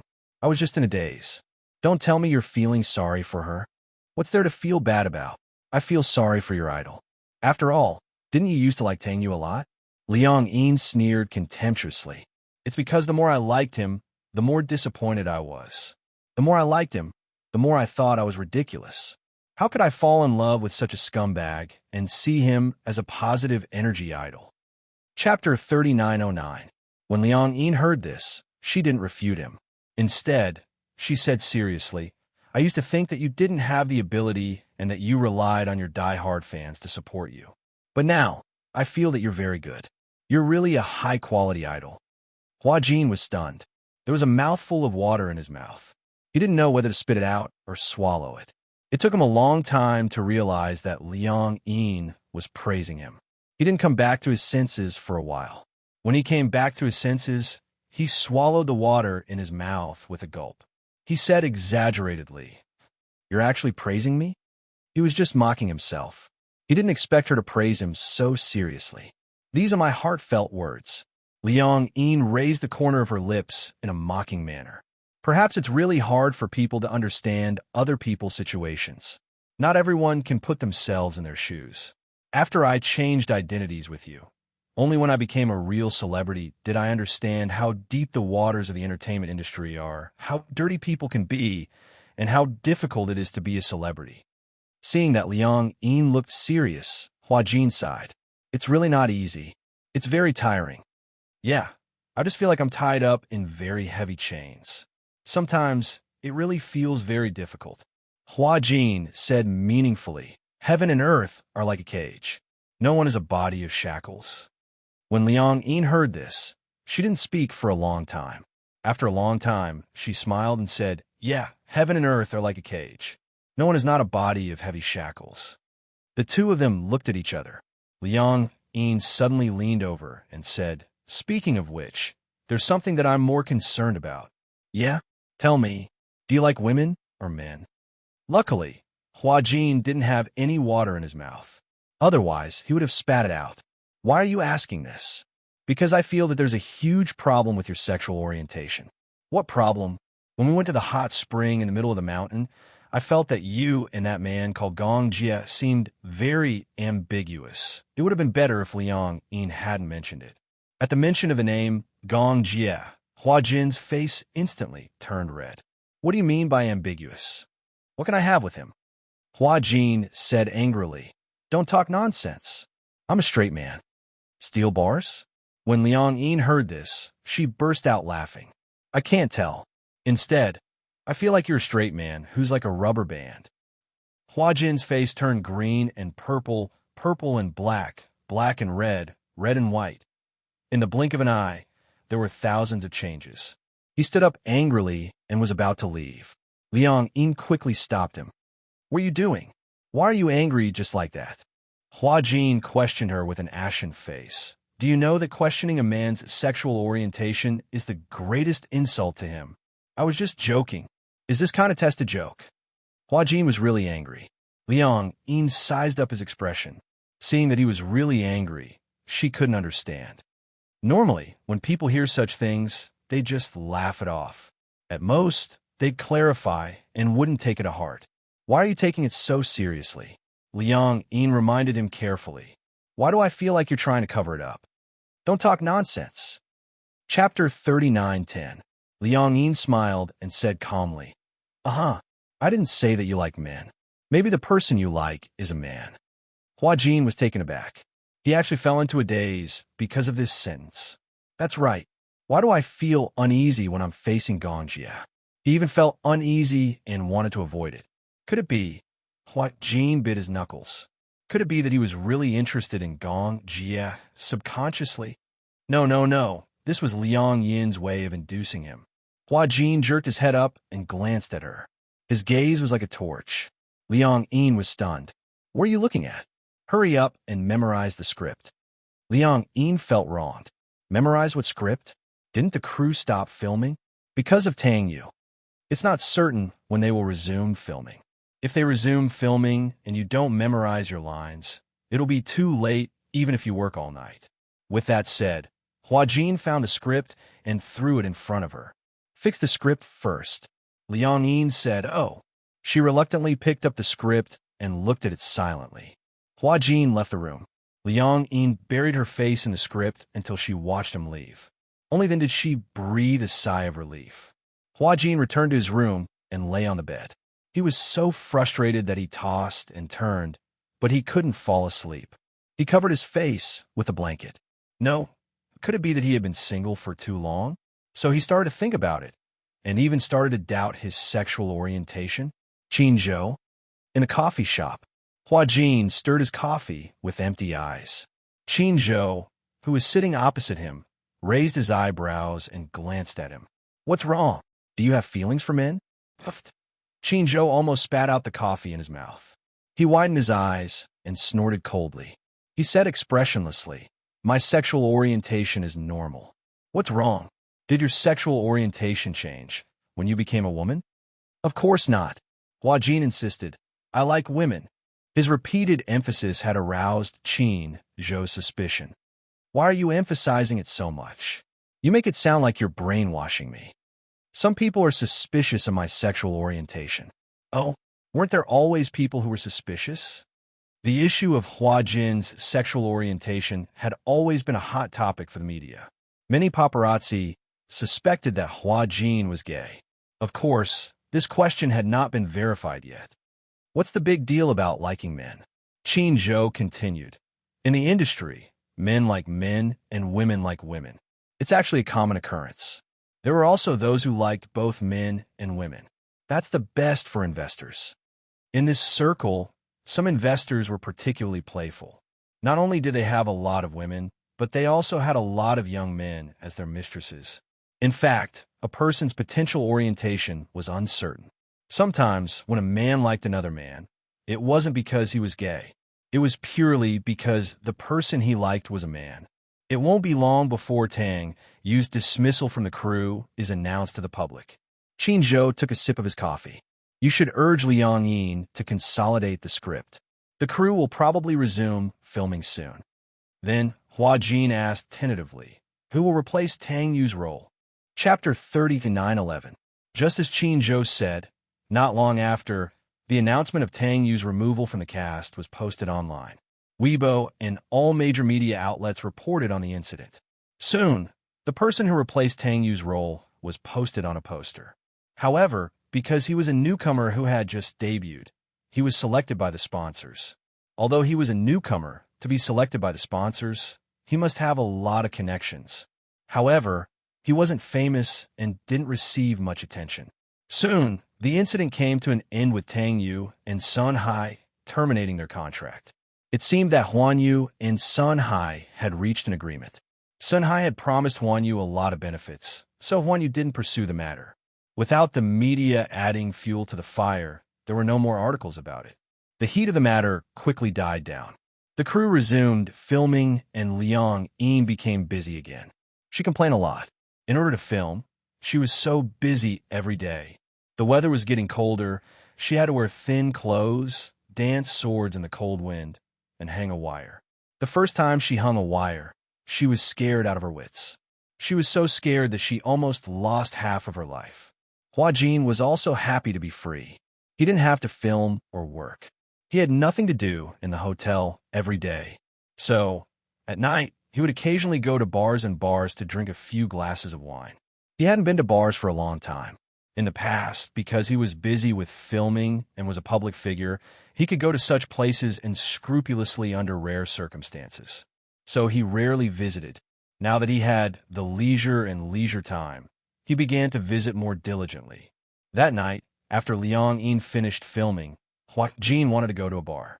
Liang Yin hadn't been to bars, so she insisted to go. Hua Jin disliked her. "You're a big star now. You can't just go to places like that. What the paparazzi took a picture of you?" Liang Yin argued. "What's wrong with being a big star? Can't a big star go to a bar to drink? I'm not doing anything bad. I'm just drinking and enjoying the atmosphere of a bar. Can't I?" Hua Jin was speechless, so he could only brace himself and bring her along. When the two of them arrived at the bar, it was still early. Hua Jin wanted to find a booth, but Liang Yin wanted to watch the bartender mix drinks, so she insisted on sitting at the bar counter. Hua Jin couldn't argue with her, so he sat with her at the bar. Liang Yin looked at the bartending and couldn't say anything. Because she rarely came to bars, she always felt that the bar's environment was messy, but now she felt that it was okay. It was not as messy as she had imagined. "Wow, Hua Jin, look, there's fire in that wine." Liang Yin pulled him and pointed at the goblet in the bartender's hand. The fire was burning on the surface of the goblet. "How do you drink this wine? Could it be that he drank it together with the fire?" Hua Jin said, "You have to wait for the fire to go out before you can drink it." "I see." Liang Yin stared at the glass of wine and muttered, "I want to drink." "No, don't drink it." Hua Jin said, "The alcohol content of this wine is so high. If you get drunk, how am I going to carry you back?" Liang Yin was a little unhappy, but because of Hua Jin's warning, she could only watch helplessly. Hua Jin looked at her pitiful face and said to the bartender, "Give me a glass of tomorrow." "Okay, tomorrow." Chapter 39:12. Is this the name of this drink? Yes. What does it mean? Tomorrow, as the name suggests. After drinking this glass of wine, you'll only wake up tomorrow, so it's called tomorrow. When Liang Yin heard this, she opened her mouth and was a little surprised. "Is the alcohol content very high?" "Yes, it's mixed with vodka. The alcohol content is especially high. Most people would only need to drink 2 sips. Liang Yin was a little doubtful. Is it that exaggerated? She didn't dare to drink it, but she really wanted to try it. "How much is this glass?" 288 yuan per glass. Liang Yin was speechless again. "So expensive? Is it expensive?" "It's still okay." "That's true. You're in a few $100,000 per episode, so a glass of wine is indeed not expensive," Liang Yin said self-righteously. When she was filming for Hua Jin, many of her brain cells had died just from memorizing the lines. It was considered that she was at his beck and call, so it wasn't too much to drink a glass of wine from him. The bartender mixed the tomo and pushed it in front of Liang Yin. Liang Yin took out her cell phone and aimed it at the wine. After taking a few pictures, she kept her cell phone satisfactorily. After she kept her cell phone, the fire in the wine glass was extinguished. She tried to take a sip. However, the wine was fragrant and there was a hint of sweetness. It was quite tasty, but when she tasted it, she could clearly feel the vodka taste. It was a little strong, and when it slid down her throat, her stomach started to burn.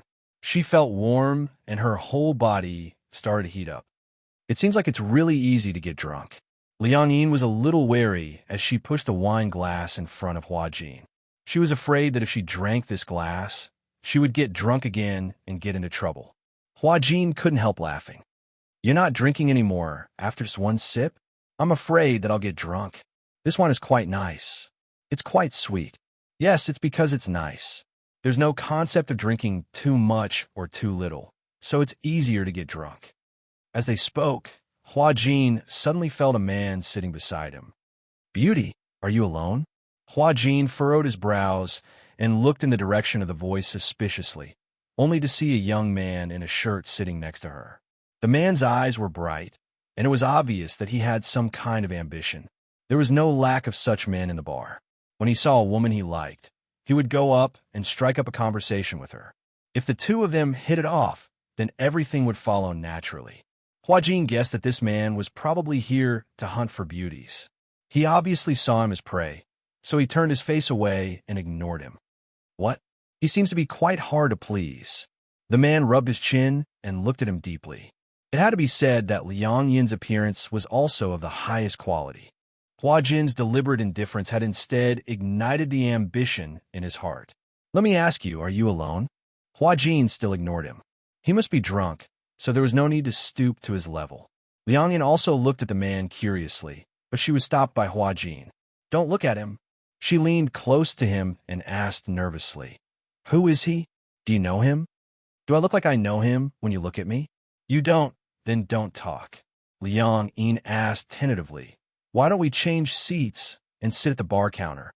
Hua Jin glanced at her and said meaningfully, Do you know what it means for a woman to sit at the bar counter in this bar? I don't. Chapter 39:13. This, Liang Yin was a little annoyed. No wonder Hua Jin didn't seem too willing when she pulled him to sit at the bar. So there were such unspoken rules in bars too. Let's change seats? Okay. The man beside him saw that Hua Jin had been ignoring him from start to finish and finally got impatient. He suddenly stood up and leaned towards him. He grabbed his chin and forced him to turn around. I'm talking to you. Why are you ignoring me? Hua Jin struggled and wanted to push him away. He felt disgusted when he was touched by him. Liang Yin stood up and swung the man's hand away. She said angrily, What are you doing? Show some respect. The man had obviously drunk too much. After half a round of drinks, he had lost his patience. Seeing that Liang Yin dared to swat his hand away, he pushed Hua Jin away and pulled Liang Yin in front of him. What did you just say? Hua Jin was about to stop her, but Liang Yin was like a newborn calf that was not afraid of Tiger. She ignored the man's threatening gaze and scolded expressionlessly. I'm telling you to be more respectful. Don't touch my female companion. Bam! The man abruptly pushed her and swung his arm. Liang Yin instantly lost her center of gravity. Due to the inertia, she crashed into a bar chair at the side and fell harshly to the ground. She frowned in pain, but did not make a sound. Anxiously, Hua Jin rushed over and tried to help her up in a fluster. The man walked over, held her hand, and pulled her to his side. What are you doing? Hua Jin struggled a little. Let go of me. The man pinched his chin and looked at him carefully. He was satisfied. She's quite pretty. After a pause, his contemptuous gaze fell on Liang Yin. Is she your girl? Then today your girl is mine? What? Without waiting for Hua Jin to question him, the man immediately grabbed his face, pressed his mouth down, and kissed him fiercely. The smell of alcohol in his mouth blew onto his face. Hua Jin's entire body stiffened. Feeling the man's kiss, he felt extremely disgusted, as if he had been bitten by a dog. He used all his strength to push him away and forcefully wiped away the man's remaining warmth on his mouth. Disgusting. Are you crazy? Hua Jin resisted the urge to slap her and said angrily, Don't touch me with your dirty hands. You have a bit of a temper. The man sneered, but I like it. Women are like wine. The stronger the better. Liang Yin couldn't stand it anymore, especially when she saw the man kissing Hua Jin forcefully. She felt disgusted and immediately got up from the ground. She stepped forward and grabbed Hua Jin's hand. Let's go. Don't talk nonsense with him. Hua Jin was still angry. However, he knew in his heart that he didn't know the man's identity. Now was not the time to confront him. There were too many people, and they couldn't stay for long. If they attracted attention and were recognized, the loss would outweigh the gain. He didn't know if there were reporters in this bar. This bar was known as the entertainment industry's Hall of Fame. Some well-known directors, producers, and celebrities would patronize this bar because the owner of this bar was jointly opened by a few celebrities. It was a side business. Hence, most of the patrons were related to the entertainment industry. In this industry, it was better to suffer more grievances than to offend people. Chapter 39:14. Hua Jin was just about to pull Liang Yin away. Just as the two of them reached the entrance of the bar, they were stopped by a few men who appeared out of nowhere. Hua Jin glanced at them and subconsciously reached for the phone in his pocket. Immediately, a man strode forward and snatched the phone from his hand. Without even looking at it, he threw it on the ground and stomped on it a few times. What? You want to call the police? Let me tell you, our brother Hui is the least afraid of the police. Even the chief of the police station has to listen to his father's orders. The few men reeked of alcohol and must have drunk a lot. It would be fine if a drinker was drunk, but he was afraid that when he was half drunk, his mind was not clear and he was easily agitated. Huajin did not want to offend them, so he forced a smile. Sorry. It's like this, he doesn't know any better and offended your big brother just now. I'm really sorry. How about this? I'll get her to apologize to all of you. It's getting late. We're planning to leave. Liang Yin also understood what Huajin meant.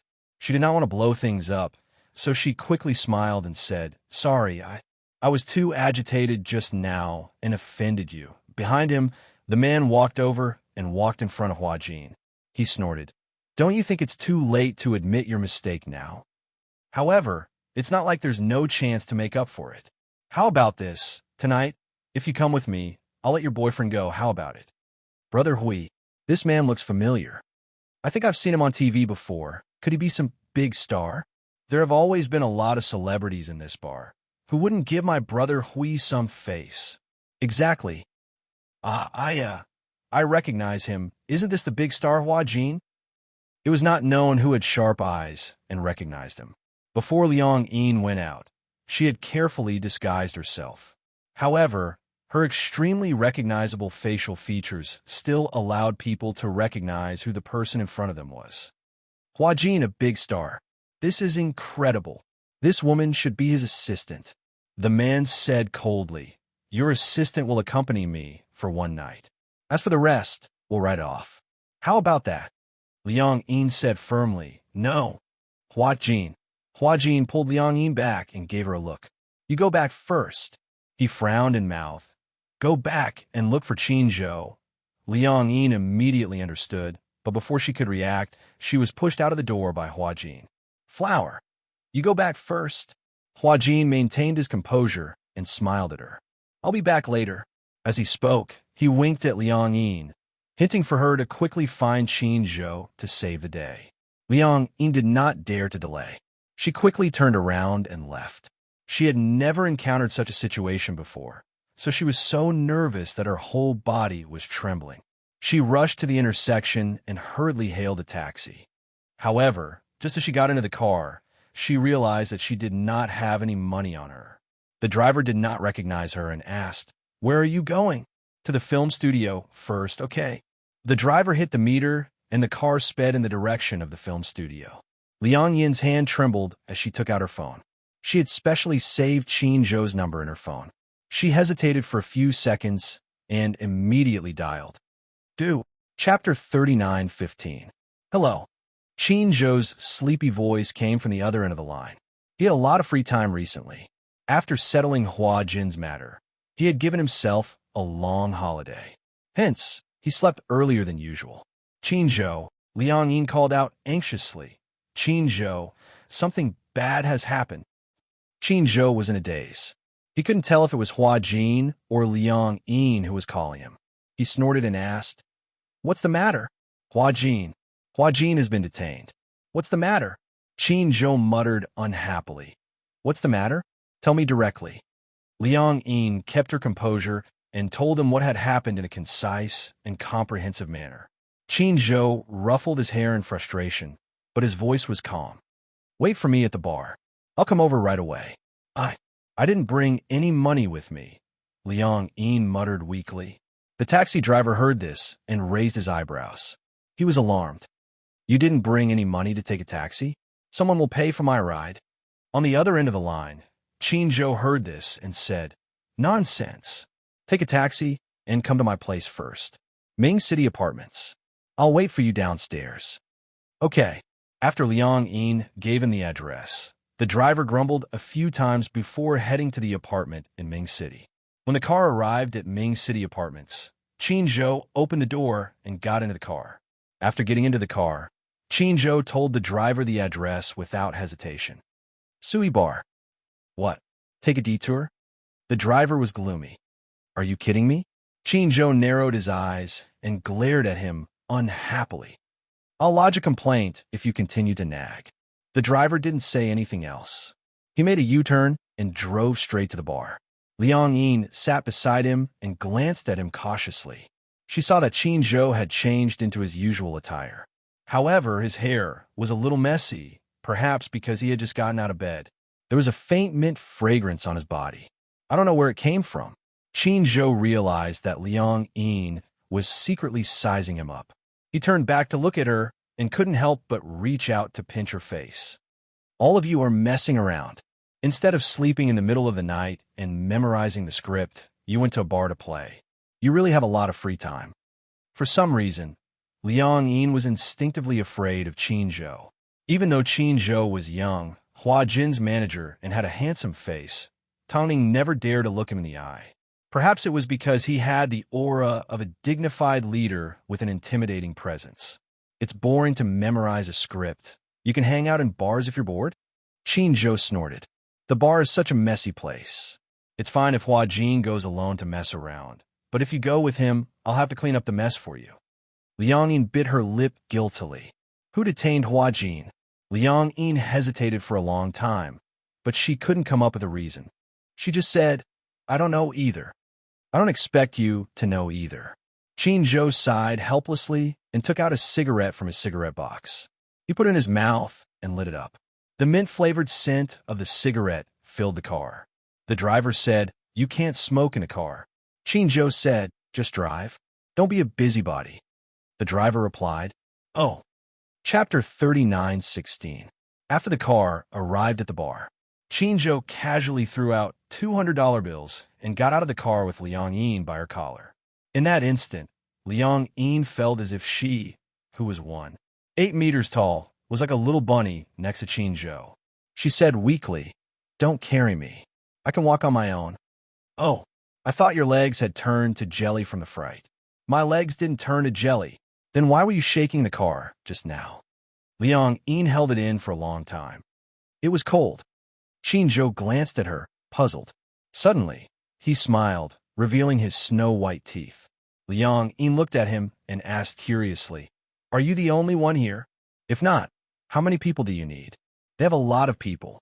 Won't you get bullied if you're alone? Qin Zhou snorted softly. All right, since you're so timid, just wait for me at the entrance of the bar. Don't move. No, I want to go in with you. Liang Yin was also worried about Hua Jin. Seeing that she said so, Qin Zhou didn't say anything, which was a tacit agreement. The two of them walked into the bar one after the other. In the afternoon, the music was loud and boisterous. Qin Zhou walked through the unrestrained crowd to the beat of the music. He walked all the way to the bar counter and said to the bartender, Call your manager out. The bartender didn't even look at him. He thought that Qin Zhou was drunk and was here to pick a fight. Without looking up, he said, The manager isn't here.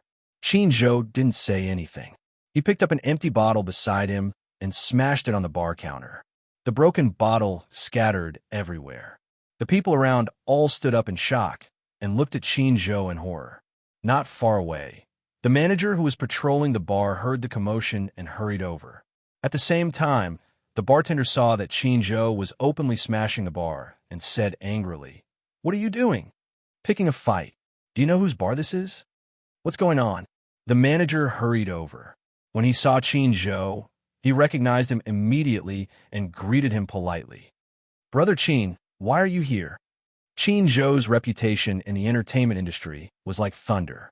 If the manager couldn't even recognize Qin Zhou, he definitely wouldn't be able to get to this position. When the bartender saw the manager nodding and bowing to this man, he was stunned and guiltily put his hands behind his back. Qin Zhou glanced at the bartender and then at the manager. Am I seeing a ghost? Didn't you say that the manager isn't here? The manager glared at the bartender and scoffed. This is not a place for you to act rashly. Hurry up and get lost. Don't come to work tomorrow. Manager, cut the crap and scram. The bartender bit his lips in grievance and immediately left. The manager rubbed his palms together and smiled apologetically. Brother Qin, it's so late. Are you here for a drink? You haven't been here often recently. You must be busy, right? Don't talk nonsense with me. Qin Zhou said coldly.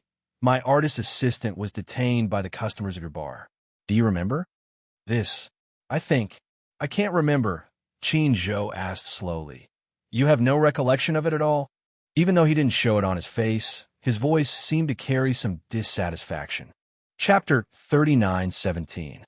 With our status, how can we afford to offend those young masters? Haha, most of them just turn a blind eye to it. I'm not sure. In this bar, those young masters often came to hunt for women and sometimes cause trouble. As the manager, he did not dare to offend them. He knew about this, but because it was only a celebrity assistant who was detained, it was not a big deal. In this line of work, even an assistant could not escape the unspoken rules. But anyone who stepped into this line of work had a strong background, and others usually did not dare to touch them. Moreover, it was just an assistant. It was not worth it to ruin the relationship with those young masters for an assistant. Qin gradually lost his patience. When people cause trouble, you're afraid of hurting the relationship, so you turn a blind eye to it. So, as the manager, you don't care if I cause trouble? The manager said, Brother Qin, don't. Even if I ruin this place, your masters might not dare to pursue it. But your position as the manager is not stable. How about this? The manager could not stand the scare and quickly said with a smile, I'll go and find out for you the background of those young masters who detained your people. How about this, okay? Don't worry. As long as it's your people, we'll protect them well. Even if we can't protect them, we'll call you immediately if anything happens. I don't have much time. Hurry. Okay, right away. The manager quickly sent someone. On the other hand, he immediately arranged for Qin Zhou and Liang Yin to be safely arranged in a private room and serve them good wine and tea. After a while, someone rushed over and said that the people who took away Hua Jin were the young masters of Wushan Films. Wushan Films? Qin Zhou had heard of Wushan Films. Although they were not famous, their background was not to be underestimated. The big boss of Wushan Films had an extraordinary background and was not someone to be offended. I heard that the young directors of Wushan Film and Television brought a few women upstairs. They seemed to have drunk quite a lot. They must have had too much to drink. Upstairs? Yes, the hotel upstairs. Qin Zhou ordered, help me find out their room number. Standing in the hotel elevator, Liang Yin rubbed her hands nervously, afraid that something might happen to Hua Jin. He was alone and weak. He didn't know how he would be bullied. Qin Zhou, on the other hand, appeared very calm. Liang Yin asked curiously, aren't you worried about Hua Jin?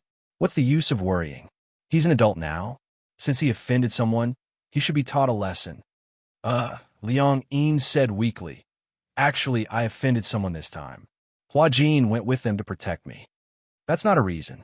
Since you're already an adult, it's not your first time entering such a place. Liang Yin, on the other hand, felt extremely guilty. If she hadn't insisted on sitting at the bar counter, she wouldn't have attracted bees and butterflies and made things difficult for Hua Jin. I was wrong. Liang Yin looked apologetic. Qin Zhou snorted. Go back and write a 5,000-word self-criticism letter. 5,000 words. Liang Yin widened her eyes. So many words? Why? Do you have any thoughts? No thoughts. I'll go back and write. Ding. The elevator door opened. Chapter 39:18. Walking to the door, Qin Zhou was about to slam the door when he heard a thud, as if something heavy had been thrown on the door. Oh no! The thing that Qin Zhou was most worried about had happened. Beside him, Liang Yin saw that Qin Zhou's face had finally revealed an anxious expression. She was also worried that something had happened to Hua Jin. She patted the door worriedly and said, Hua Jin, is Hua Jin here? Get out of the way. Qin Zhou pushed Liang Yin to the side. Taking half a step back, he gathered his strength and kicked the door open with a flying kick. He rushed in anxiously. As expected, when he saw the scene in front of him, he held his forehead in pain. Liang Yin couldn't see the situation in the room, but she saw that Qin Zhou's expression wasn't looking too good. When she finally saw the situation in the room, the corner of her lips twitched violently and her face darkened. Ouch, it hurts, someone come, one by one. The men were lying on the ground, crying out in pain as if they were going to die. Hua Jin stood in the middle of the crowd and glanced coldly at the room. Seeing that most of the people had been taken care of, he clapped his hands and said speechlessly, You're still showing off in front of me with this little ability? Qin Zhou cleared his throat and frowned as he said, Huajin. Huajin turned around and was shocked to see that it was Qin Zhou. Qin, boss. Qin Zhou walked over and raised his hand to give him a knock on the head. Didn't I tell you to restrain yourself? If you cripple them, you won't be able to pay for the lives of these young masters, even if you sell yourself. Huajin trembled and whistled guiltily. Liang Yin saw this scene from the side and was a little dumbfounded. Huajin was actually so skilled? No wonder Huajin looked so relaxed at the bar and asked her to leave first. No wonder Qin Zhou was so calm when he heard about this. He didn't seem to be worried at all. He was very calm. No wonder Qin Zhou was so nervous when he heard the commotion in the room. It wasn't because he was worried that something bad had happened to Huajin. Instead, he was worried that Huajin would cripple the others. I can't tell. The seemingly weak Huajin actually had such a valiant side to him. Liang Yin looked around in a daze and mumbled, Huajin, are you always so tough? I've filmed historical dramas before, so I can be considered half a martial artist. These weaklings are more than enough. Huajin also felt a little guilty. He complained to Qin Zhou, don't you know that this group of beasts, they actually wanted to do something to me? How could I let them succeed? I struggled and resisted, but they wanted to use force. I had no choice but to take action. Qin Zhou rolled his eyes at him. Didn't I tell you to keep your distance? Of course I did. Huajin retorted. I kept my distance. Don't worry. They definitely won't break their arms or legs, nor will they be injured. It's just some flesh wounds at most. There's nothing else. Oh, Qin Zhou snorted coldly. Damn it. I'm the one who has to clean up the mess for you. Huajin pretended to be pitiful and said, What can you do? You can't just stand by and watch me get molested by them, right? Liang Yin asked curiously. What did they treat you just now? They wanted to do that to me. Huajin clenched his fists angrily. They wanted to rape me. Chapter 39:19. When Liang Yin heard this, her anger rose. She ignored Qin Zhou's strange look and walked over to the men who were rolling around on the ground in pain. She gave them a few more kicks. Huajin rushed over to pull her back. Okay, I've already taught them a lesson. Don't add more. These bastards. You actually want to use force on a girl who doesn't have the strength to truss a chicken. Liang Yin stomped on them angrily. Huajin and Qin Zhou watched silently from the side for a long time. Almost in unison, they asked, Are you really so weak? On the way back to the hotel, Qin Zhou started to lay down 3 rules with Huajin. Number 1, you're not allowed to stay out at night. Okay. Number 2, you're not allowed to go to nightclubs, bars, pubs, dance halls, and other public places for entertainment. Got it. Number 3, you're not allowed to do this again. If it happens again, I'll deduct your year-end bonus. Huajin clung onto Qin Zhou's arm, feeling wronged. Don't boss Qin. I'm the victim here. I'm only doing this to protect myself. It's not a crime to defend oneself. Why don't you take a look at your status? It's the middle of the night, and you're not resting in the hotel. Huajin, you're really something. Huh? Qin Zhou replied with an and glared at her. Huajin gulped nervously and mumbled timidly, It won't happen again. Liang Yin watched from the side and was quite frightened by Qin Zhou's aura. This man seemed to be very scary. Qin Zhou turned around slowly and took a look at Liang Yin. He smiled gently, but there was an obvious coldness in his eyes. You'll stay in the hotel obediently from now on. Don't run around and memorize the script. Okay? Liang Yin trembled and nodded obediently. Qin Zhou smiled and raised his hand to rub her head gently, as if he was petting an obedient baby. Good girl. Good girl. Good girl. She didn't know why, but when he touched her head, his movements were especially gentle and tender. Liang Yin's face inexplicably became hot, and her heart beat rapidly. She actually fell into this gentle gesture. She bit her lips and secretly looked at Qin Zhou from time to time. She felt that Qin Zhou was a reliable man. Although he gave people the impression that he was a little black-bellied, with him around, she felt an endless sense of security. No matter how big the problem was, she wouldn't feel afraid. She always felt that he was there to shoulder it, and she wasn't afraid at all. Her maiden heart, immersed intoxicated. Hua Jin looked at Liang Yin, then at Qin Zhou. He furrowed his eyebrows. Feeling, Liang Yin looked at Qin Zhou strangely. After returning to the hotel, Liang Yin returned to the sofa. She was still immersed in Qin Zhou's gentle gaze. The girl's heart was thumping. Hua Jin stood by the side with his arms crossed, looking at her coldly.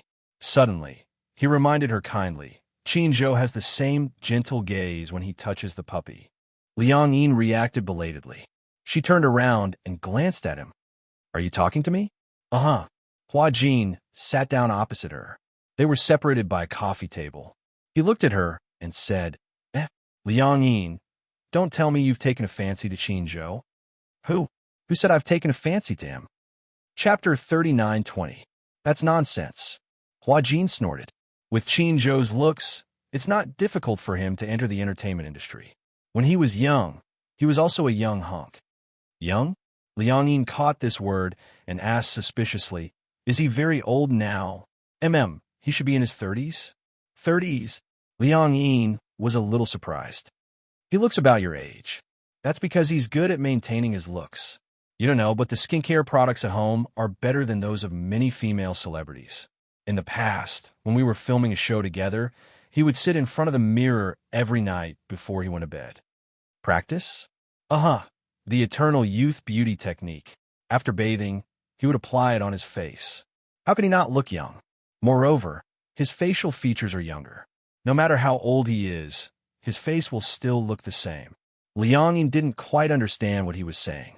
She was not particular about maintaining her looks, so she was a little confused. Has he been in love before? Yes. Liang Yin was a little surprised. I thought he hasn't been in love before. Do you think he's an old virgin? How is that possible?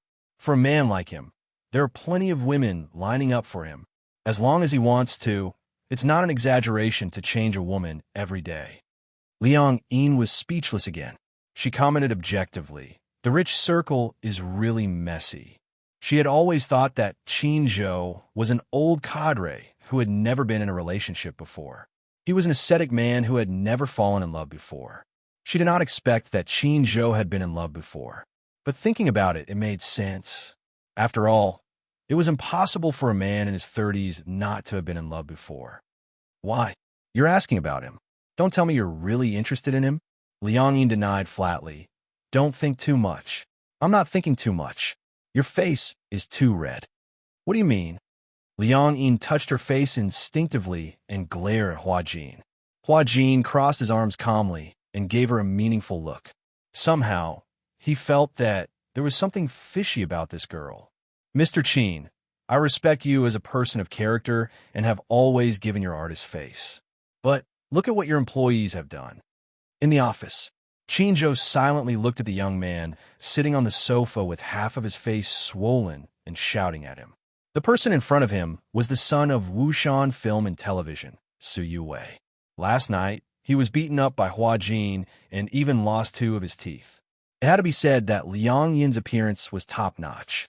In addition, Hua Jin had the habit of keeping a mistress at night. He always dragged Liang Yin to do skincare with him. Hua Jin's skincare products were all provided by advertisers. They were the best. Thus, in just a few days, Liang Yin's skin had been nourished to the point where it could be broken by blowing on it. Her skin had become supple and smooth. Even without makeup, she was still exceptionally beautiful. Su Yuwei had originally taken a liking to Liang Yin.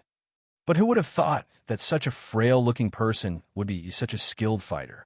In short, he was beaten up badly by Hua Jin. Yesterday, after Hua Jin and Liang Yin left with Qin Zhou, Su Yuwei and his buddies were sent to the hospital by the hotel's manager. Chapter 39:21. There were no serious injuries, but a few of his teeth had fallen out, and his lower jaw had loosened. Other than that, he had a slight concussion. The others' injuries were of varying severity. Only Su Yuwei's injuries were the most serious. The next day, after Su Yuwei woke up, he rushed to Huan Yu to demand an explanation. Tisk. Qin Zhou leaned lazily against the back of his chair with his legs propped up on the desk. The cigarette between his fingers was halfway burnt. He opened his eyes coldly and laughed contemptuously. Young Master Su, if word of this gets out, I'm afraid it won't be good for your reputation. Su Yue's face darkened when he heard that. What do you mean? Qin Zhou said slowly. You and your friends want to take turns with one of my artiste assistants. Don't you think your table manners are a little too ugly? Young Master Su, are you so desperate for women that you're not picky? You even want to touch one of my employees? If word of this gets out, those who don't know will think that young Master Su is desperate for women. Su Yue's face turned red, then green. When he caught sight of Qin Zhou's contemptuous gaze, his face darkened. He said angrily, "She's just an assistant. Why can't I touch her?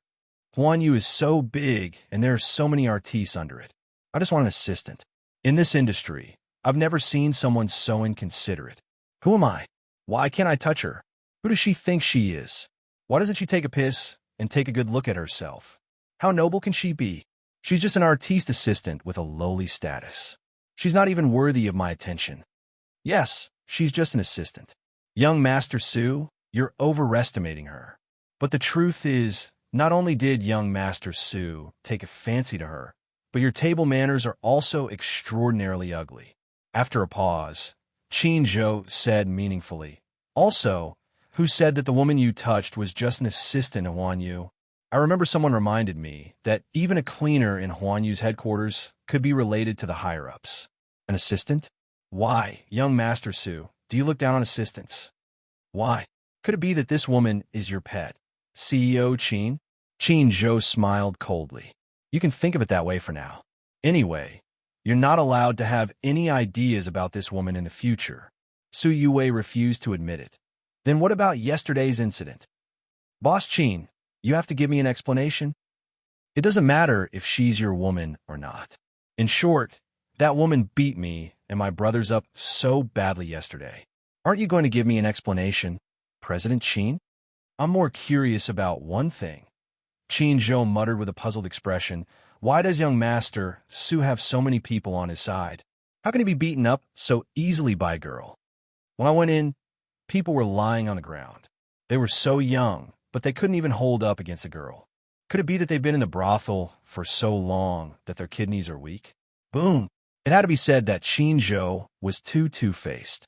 This seemingly unintentional sentence undoubtedly ignited a barrel of explosives. A man could be scolded as a bastard or a heartless and unscrupulous person, but the words kidney deficiency could not be scolded. Kidney deficiency? Didn't that imply that he couldn't do it? This was related to a man's dignity.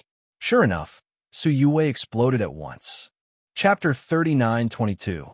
Kidney deficiency? Qin Zhou, what do you mean by this? Are you trying to provoke me on purpose? Or is it that Huan Yu doesn't care about Wu Shan because Wu Shan has been giving Huan Yu face? Qin Zhou gradually lost his patience. He stood up abruptly, walked casually to Su Yue, and flicked the ash on him expressionlessly. First of all, Wu Shan Entertainment was never yours. The one who gave Huan Yu face was your father, not you. You're just relying on your father's power to make a fool of yourself. Second of all, even if your father stepped in a Huan Yu, he would never dare to yell at me. No matter what Wu Shan's background is, he still has to give Huan Yu face. You touched my people, and I didn't hold it against you. How dare you come to Huan Yu to make trouble for me? Qin Zhou's phoenix eyes narrowed as he grabbed Su Yue's collar. You should see if you're worthy. Su Yue's lips suddenly trembled. For the sake of his face, he wanted to refute a few words, but when he saw Qin Zhou's cold eyes, all of a sudden, no matter how angry he was, he suppressed his anger. This man, he had a terrifying aura about him. Qin Zhou raised his eyebrows, and his voice suddenly softened. Didn't your father tell you who you can mess with and who you can't? For example, me, Huan Yu, and the Xingyu Financial Group behind Huan Yu? Seeing that Su Yue was silent, Qin Zhou let go of him and said coldly, Young Master Su, please get lost. Huan Yu doesn't welcome an insensible guest like you. Su Yue was furious. However, Qin Zhou had already spoken so harshly. Su Yue was also very clear that Qin Zhou had the capital that he couldn't provoke. Su Yue originally thought that if he came up to ask for an explanation, Qin Zhou would definitely push the assistant out to take responsibility or apologize. In short, it would be better for his reputation.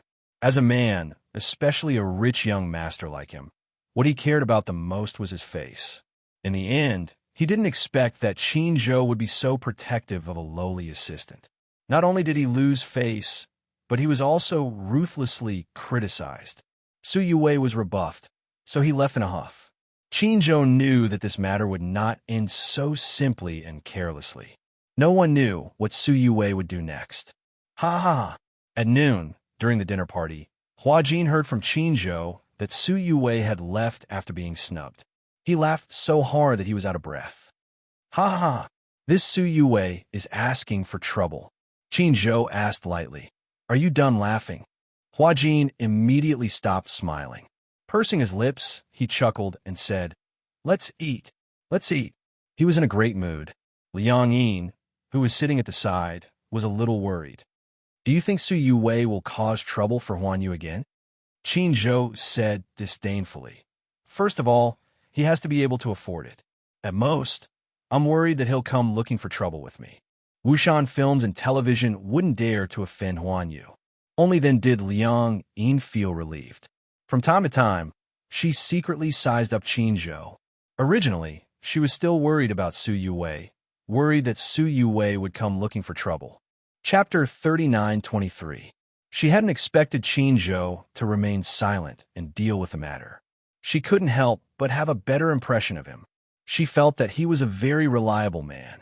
Liang Yin lamented in her heart. When they returned to the hotel, Hua Jin turned around to find Liang Yin following him like a shadow. She blinked her eyes with a conflicted look on her face, as if she was contemplating something. Hua Jin was a little suspicious and asked, What are you thinking about? Look at your face. Why does it look so serious? Hua Jin, can I ask you a secret question? Okay, ask away. Hua Jin didn't wait for Liang Yin to speak and went straight to the point. You must want to ask about Qin Zhou, right? Liang Yin felt a little guilty and said unhappily, Can you read minds? Why? Are you really interested in him? Liang Yin blushed when she heard this and said awkwardly, I just want to ask, what type of girl does Qin Zhou like? Not someone like you.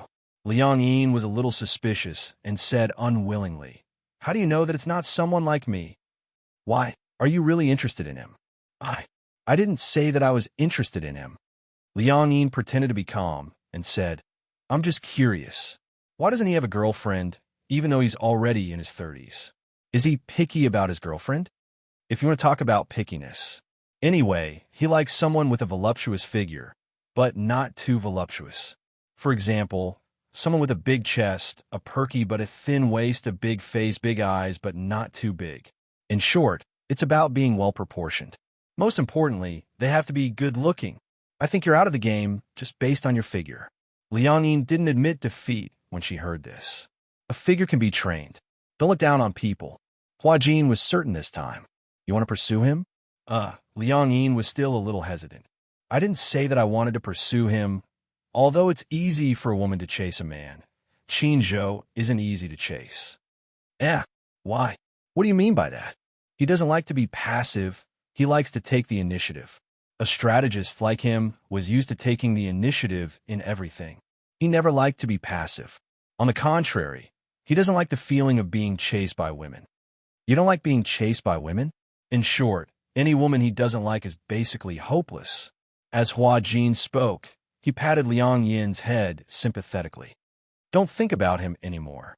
It's impossible between you and him. Furthermore, he paused and emphasized, Now you're using my body. You want to use my body to chase after men. Have you asked for my opinion? Didn't you also use my body to seduce men? Have you asked for my opinion? Liang Yin retorted, not to be outdone. What? What do you mean I used your body to seduce men? Hua Jin was so angry that his face turned green. Did I use your body to attract bees and butterflies? Why not? Who was the one who caused Su Yue's incident yesterday? When Hua Jin heard this, he was filled with anger. If this girl hadn't insisted on sitting at the bar counter, would this have happened to him? Also Gong Jie. Hua Jin was a little confused. Chapter 39-24. Liang Yin got angry at the mention of this. She said angrily, Don't think that I don't know that during those few days at the Mid-Mountain Hotel, you were sharing a bed with that man called Gong Jie. Did you ask for my opinion? How can that be called sharing a bed? Did you sleep on the same bed? Did you cover each other with a blanket? Although we shared a bed, each of us had a blanket. That's still called sharing a bed. Hua Jin was at a loss for words. You use my body to share a bed. So why can't I use your body to flirt with other men? Huh? Hua Jin looked as if he had heard the funniest joke in the world. If you use my body to flirt with other men, the prerequisite is that Qin Zhou must like men. If he doesn't like men, even if you strip naked and stand in front of him, he won't even look at you. He'll be indifferent the whole time. Liang Yin blushed as she glared at him. Suddenly, she smirked and asked meaningfully, "Who said that I'm going to flirt with Qin Zhou?" Hua Jin was stunned for a moment. What else? Although Qin Zhou likes women and there's nothing you can do about it, there are also many men who like you. Hey, Hua Jin, have you ever imagined that there would be a day where your body would be pressed down by another man? Hua Jin's eyes widened when he heard this. However, he pretended to be calm and said, "You're just saying it. I don't think you dare to do it." "Who says that I don't dare to do it?" Liang Yin rubbed her chin and smiled. "I feel that Gong Jie is quite interested in you. How about I go and flirt with him?" Hua Jin suddenly became nervous. "You dare? You'll see if I dare to. Anyway, my sexual orientation is very normal. That Gong Jie looks very handsome, so it's not that difficult to do it. Anyway, I won't lose out if I use your body to flirt with him." "You?" Hua Jin was furious for a moment, but he immediately calmed down. "If you dare, why don't you show me your extraordinary courage?" With that, he proudly turned his face away and walked into the room. When Liang Yin saw Hua Jin enter his room, she turned around and returned to her own room. For the next 2 days, neither of them spoke. Actually, neither of them had done anything. However, Hua Jin's teasing tone made Liang Yin feel indignant. Liang Yin threatened Hua Jin, but Hua Jin didn't care. 2 days later, Liang Yin received a call from Yin Shishir, saying that she was going back to the Mu family for dinner. She didn't mention it to Hua Jin and took a taxi back to Mu Jia. Coincidentally, Gong Jie was also there. When Liang Yin saw that Gong Jie was there, she suddenly thought of a perfect plan. When Gong Jie saw Liang Yin, he narrowed his eyes suspiciously. When he saw that Yin Shishir wasn't looking in his direction, he went closer to Liang Yin and asked tentatively, "Liang Yin?" Liang Yin pretended to be calm and turned around. She cleared her throat and said, "I'm Hua Jin." Gong Jie asked, "You're back." There was a look of surprise in his eyes. However, when he thought about it, it made sense. If it was that woman, she wouldn't have gone back to the Mu family alone. Wasn't she afraid that she would be exposed? "When did you change your identity?" Liang Yin casually made up a story. 3 days ago. Gong Jie didn't suspect anything when he heard it. Liang Yin twitched a few times before she finally mustered up her courage and said to Gong Jie, "I have a secret that I want to tell you." Chapter 39:25. Liang Yin glanced at him and finally made up her mind. She drew a seductive smile and leaned closer to him. Her breath smelled like orchids. "I think I've fallen in love with you." Gong Jie was speechless. Liang Yin tugged at the corner of his shirt and imitated Hua Jin's tone. She pretended to sound him out. "Don't you have feelings for me?" Gong Jie narrowed his eyes. "So you have an abnormal sexual orientation? Is liking men called having an abnormal sexual orientation?" Liang Yin said seriously, "In the past, I couldn't accept the fact that I liked men. But now I've thought it through. Actually, I don't like all men. It's just that the person I like is of the same gender as me." Gong Jie narrowed his almond-shaped eyes. This Hua Jin, could it be that he was a masochist? Did he like him? Did he like being abused by him? Or was he messing with him? Gong Jie was getting impatient. "What kind of trick are you trying to pull?" "I'm not trying to pull any tricks. I really have feelings for you." As Liang Yin spoke, she slowly inched closer to him. "Don't tell me you don't have feelings for me?" Gong Jie grabbed her chin and said coldly, "If you dare to make fun of me again, I won't let you off." Liang Yin wasn't afraid of his gaze at all. Instead, she squinted her eyes and smiled. She mustered her courage, tiptoed slightly, and pecked his chin lightly. This time, Gong Jie was even more stunned. He scrutinized Liang Yin in disbelief. The confusion in his eyes deepened. "Today, I kissed that man. At night, In the hotel room, Hua Jin was helping Liang Yin to mark up her script. He was flipping through the script and eating strawberries with relish when he suddenly said this. At first, Hua Jin didn't react. He blinked and asked, "What do you mean?" "That, Gong Jia. Today, I went back to the Mu family for dinner and confessed to him." Cough, cough, cough. Hua Jin was stunned for a long time before he suddenly coughed violently. He stood up in shock and stared at her with wide eyes. He said in disbelief, "Confess. What's the meaning of this?" "Actually, it's not really a confession." Liang Yin pouted and explained, "Actually, I was just saying that I'm interested in him. Haha, I'm just kidding." Hearing that it was a joke, Hua Jin frowned. Thinking that Liang Yin wouldn't dare to mess around, he nervously sat back on the sofa. In the future, don't make such jokes, okay? With Gong Jia's personality, he will definitely take it seriously. Liang Yin pretended to be surprised. How did you know?" "Hua Jin, what was that supposed to mean?" Liang Yin giggled. "He really took it seriously and thought that you were interested in him." Hua Jin. Liang Yin looked at Hua Jin sitting on the sofa with a petrified look on his face. She was secretly amused. He deserved it. Who asked him to be so mean to her? Liang Yin had long realized that Hua Jin had an inexplicable fear of Gong Jia. However, this fear wasn't the traditional kind of fear. There was an inexplicable desire to escape. She also knew that Gong Jia was a little special to Hua Jin. Since he had always been mean to her, she didn't mind using a little trick to get back at him. Chapter 39:26. Since he had been speaking ill of her, she didn't mind using a little trick to get back at him. After more than 10 seconds, Hua Jin suddenly stood up, walked to the bar counter in the room, and started rummaging through the cabinets to look for something.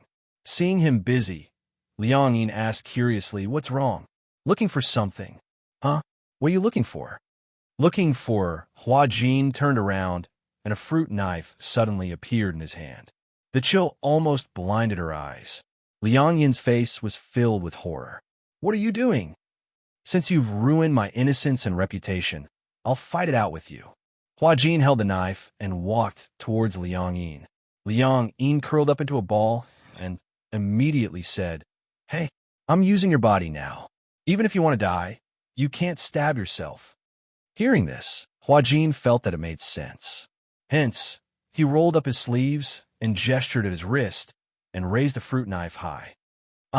Liang Yin panicked and immediately rushed up to grab his wrist, trembling in fear.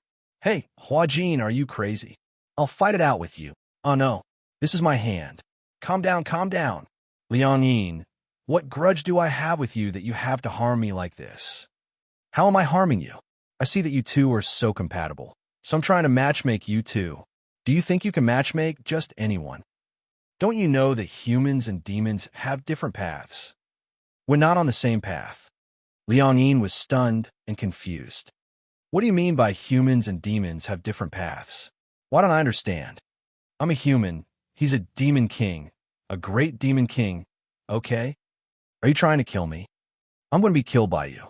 Anyway, if I'm killed, you won't have an easy time either. Now that we're on the same boat, aren't you happy to see me in trouble?" Very happy. I think it's true love between you two. I'm doing this for your own good."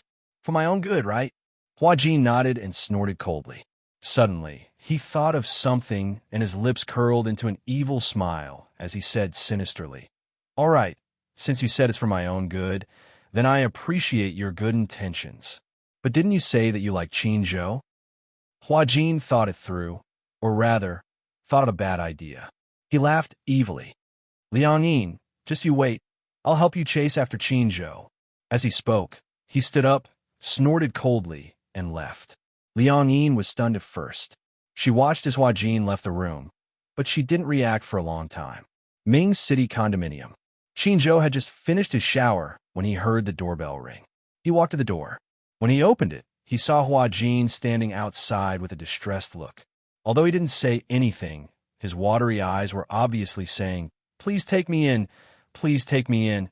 Qin Zhou frowned and crossed his arms as he blocked the doorway. He had no intention of letting him in. Why? Where did this stray dog come from? Hua Jin didn't have a tail. Otherwise, it would shake very hard. "Qin Zhou." Hua Jin looked exhausted. I'm feeling bitter. What's wrong now? Let me in first. What for? Chapter 39:27. However, Qinzhou had no sympathy for him and had no intention of taking him in. Why did you come to stay with me when there's a hotel available? I don't want to stay in the same hotel as that woman. I get angry when I see her. Oh, looks like the two of you are quarreling again. Qinzhou looked at his watch and said coldly, there's not much time left. If you don't want to stay in the hotel booked by the production team, you can get another room. Don't come to my place. Hua Jin mumbled, but I didn't bring any money with me when I came out. When Qinzhou heard this, he casually reached into his pocket from the clothes rack by the entryway cabinet. He pulled out a wallet and was about to give him some money when Qinzhou stopped him. Hua Jin immediately said, it's okay. You don't have to go through so much trouble. I'll just stay at your place for one night. Qinzhou looked up and said in disgust, I don't want to. Hua Jin complained, can you not give up treatment for your misophobia?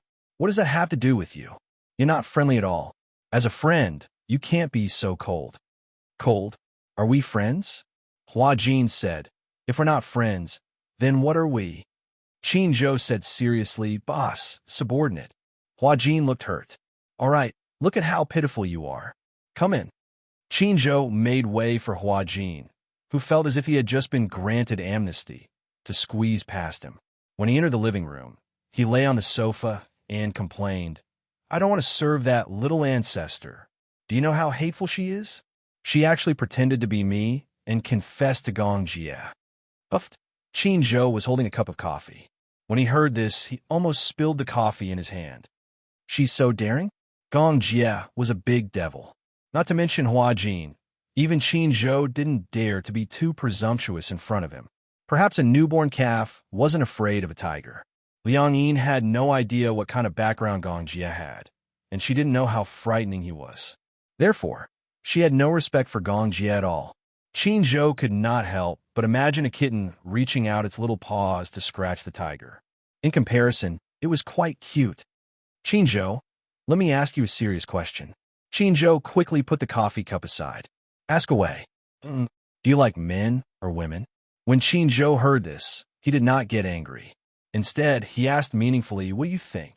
Judging from your temperament, you should like men. Oh. Qinzhou snorted slowly and said in a threatening tone, I'll give you one more chance. Answer me again. Women. Qinzhou glared at him unhappily. You already know the answer.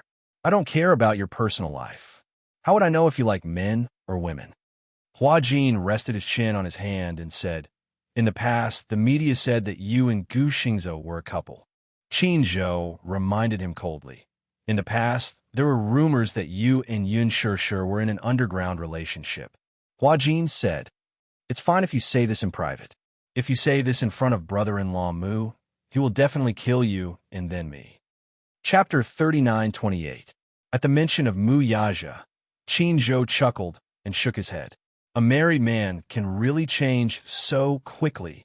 In the past, Chairman Mu used to be a high-spirited young man, but after he got married, he suddenly became an old cadre. He would never step out of the house after 7 o'clock in the evening. He sleeps early and wakes up early.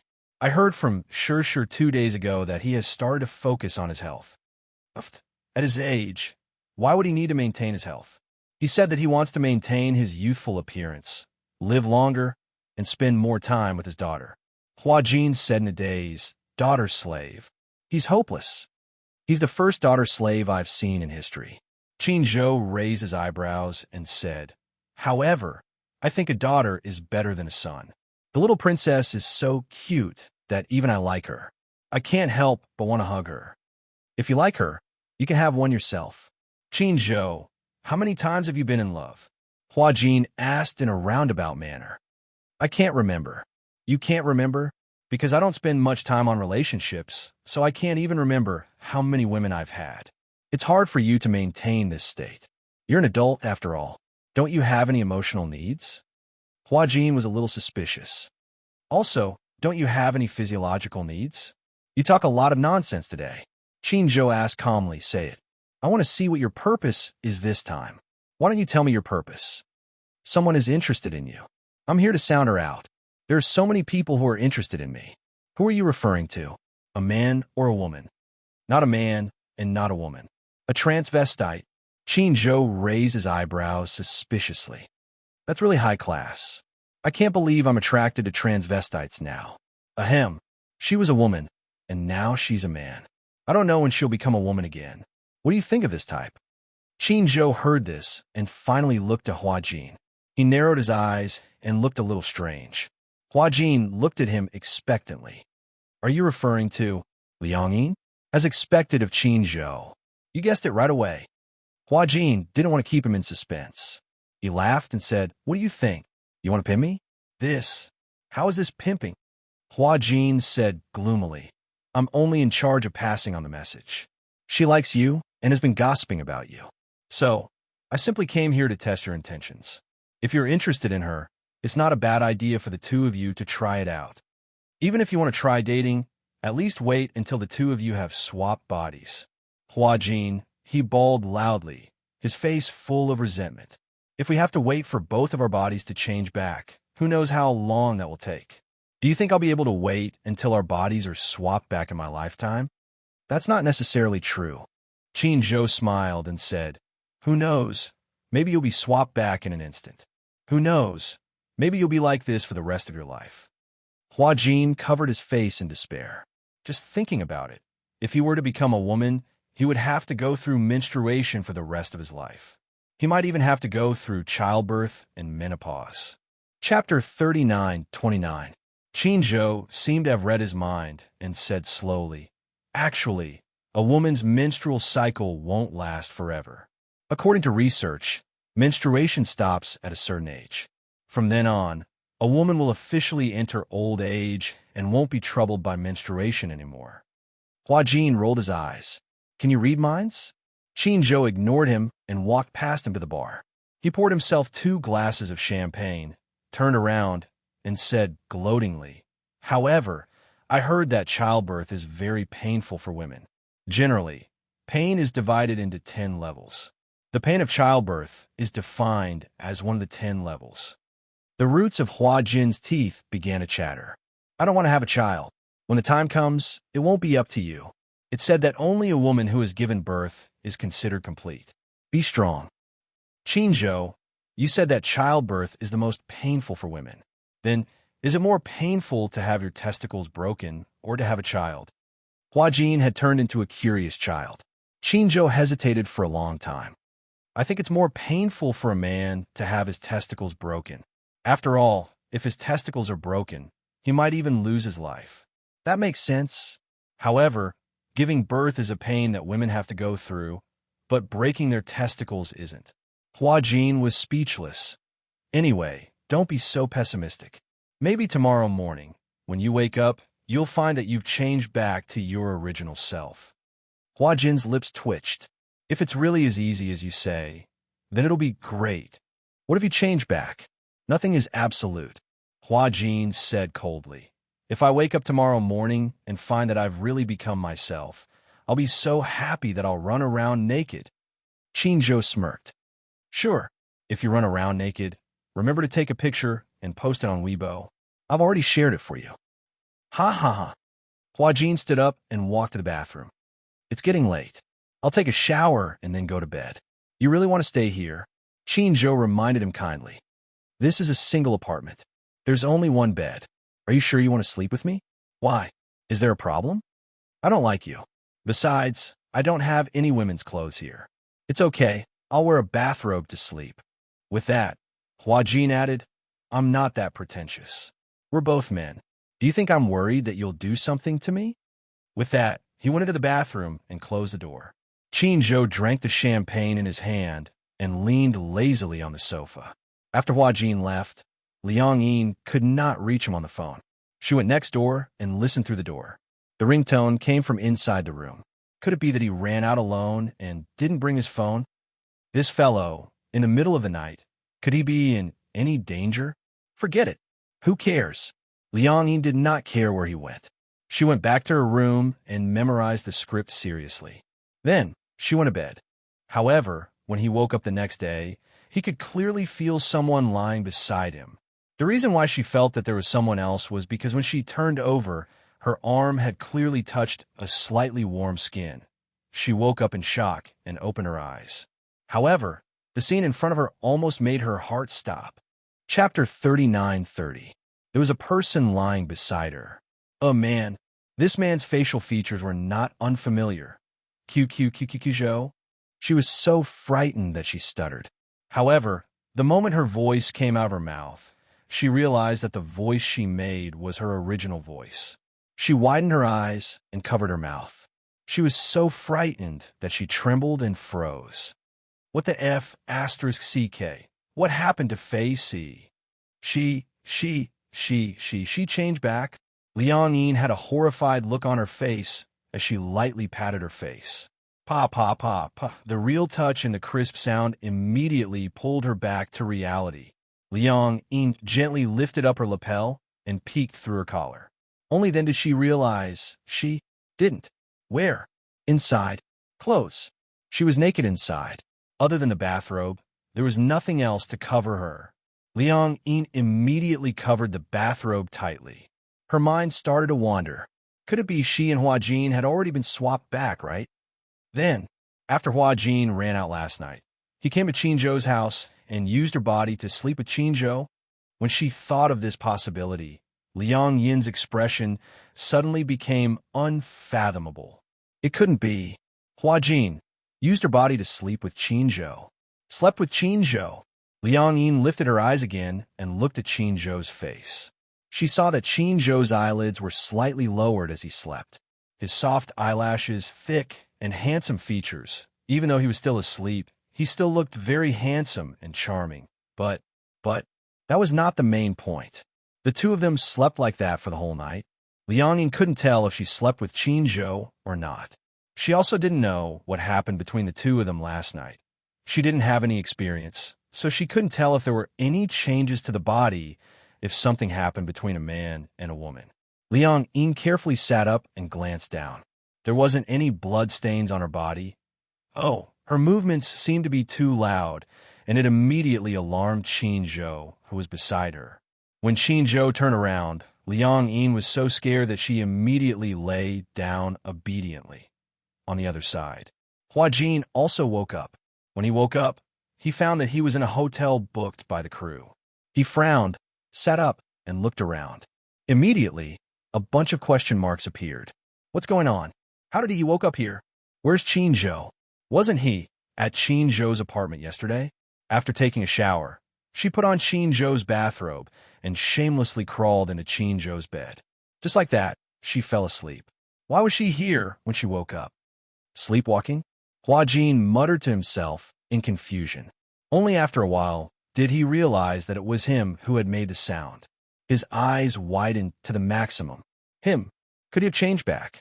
Huajin immediately kicked the blanket away, lifted the bathrobe, and looked down at his lower body. He had changed back. It was a pleasant surprise that he had regained something he had lost. Huajin was so emotional that tears streamed down his face. He hugged his body tightly and jumped off the bed. I've changed back. I've finally changed back. I thought that I would become a woman for the rest of my life. Qinzhou was right.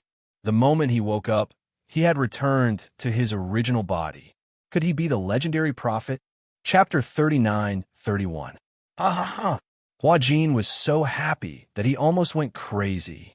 He jumped off the bed, shook his butt, and smacked it proudly. Aya, this feeling was so familiar. How nostalgic.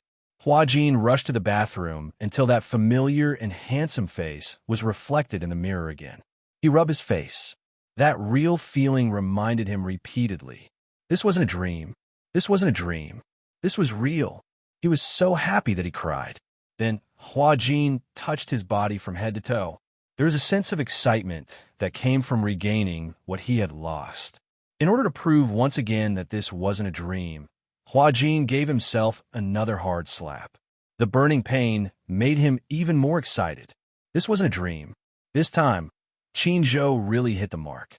Huajin happily took a bath and laid down in the bathtub, enjoying a moment of peace and tranquility.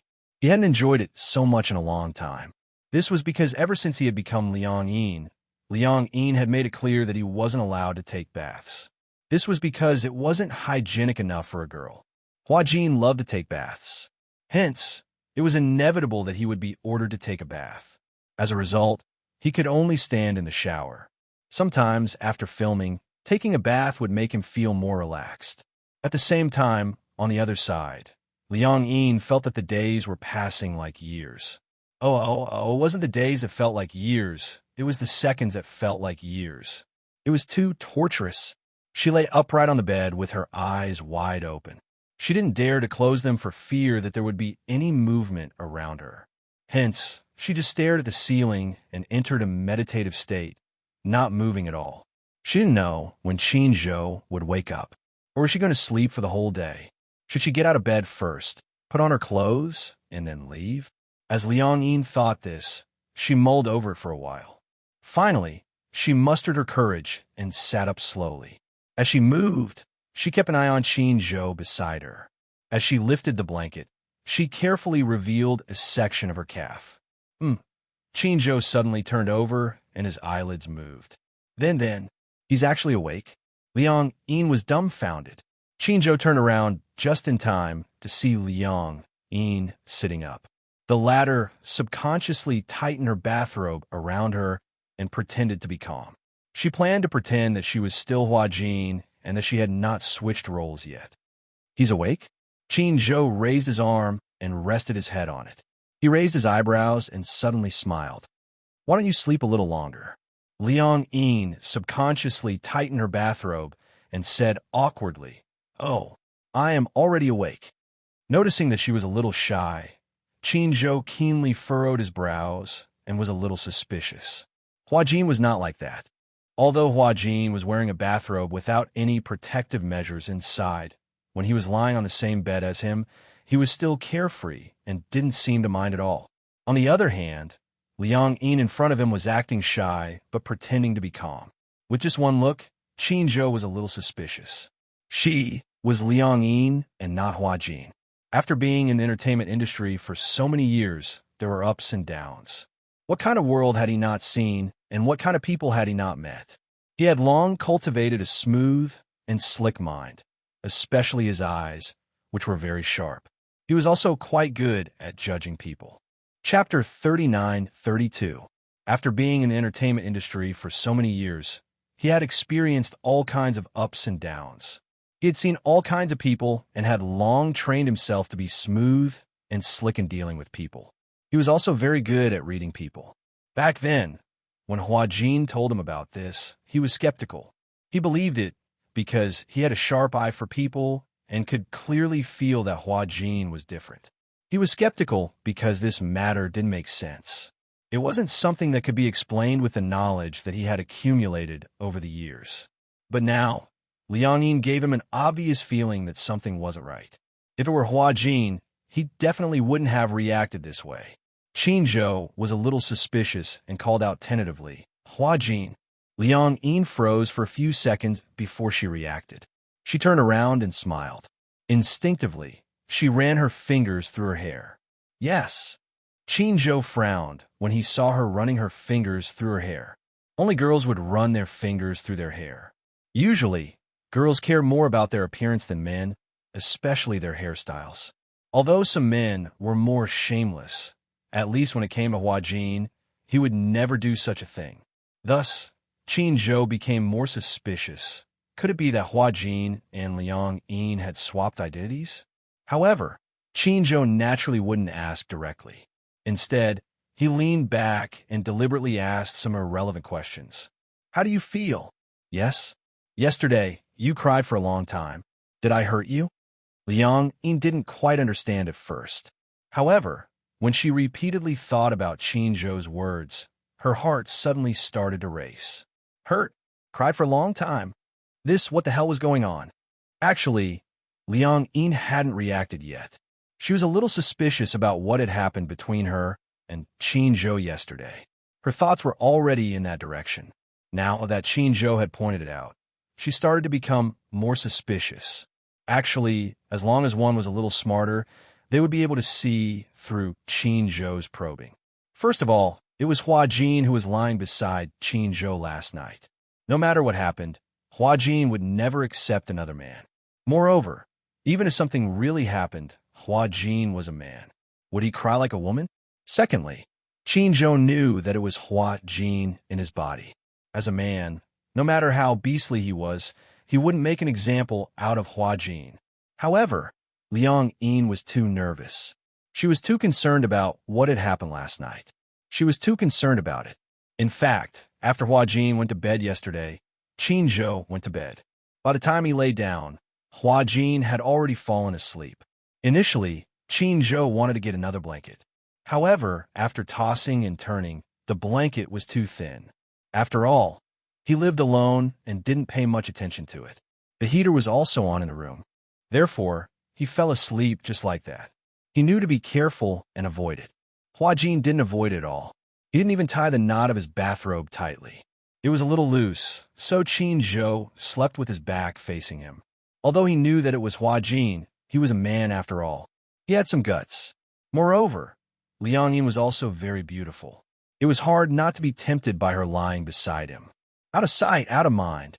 Hence, with that thought in mind, he decided to sleep with his back facing Hua Jin.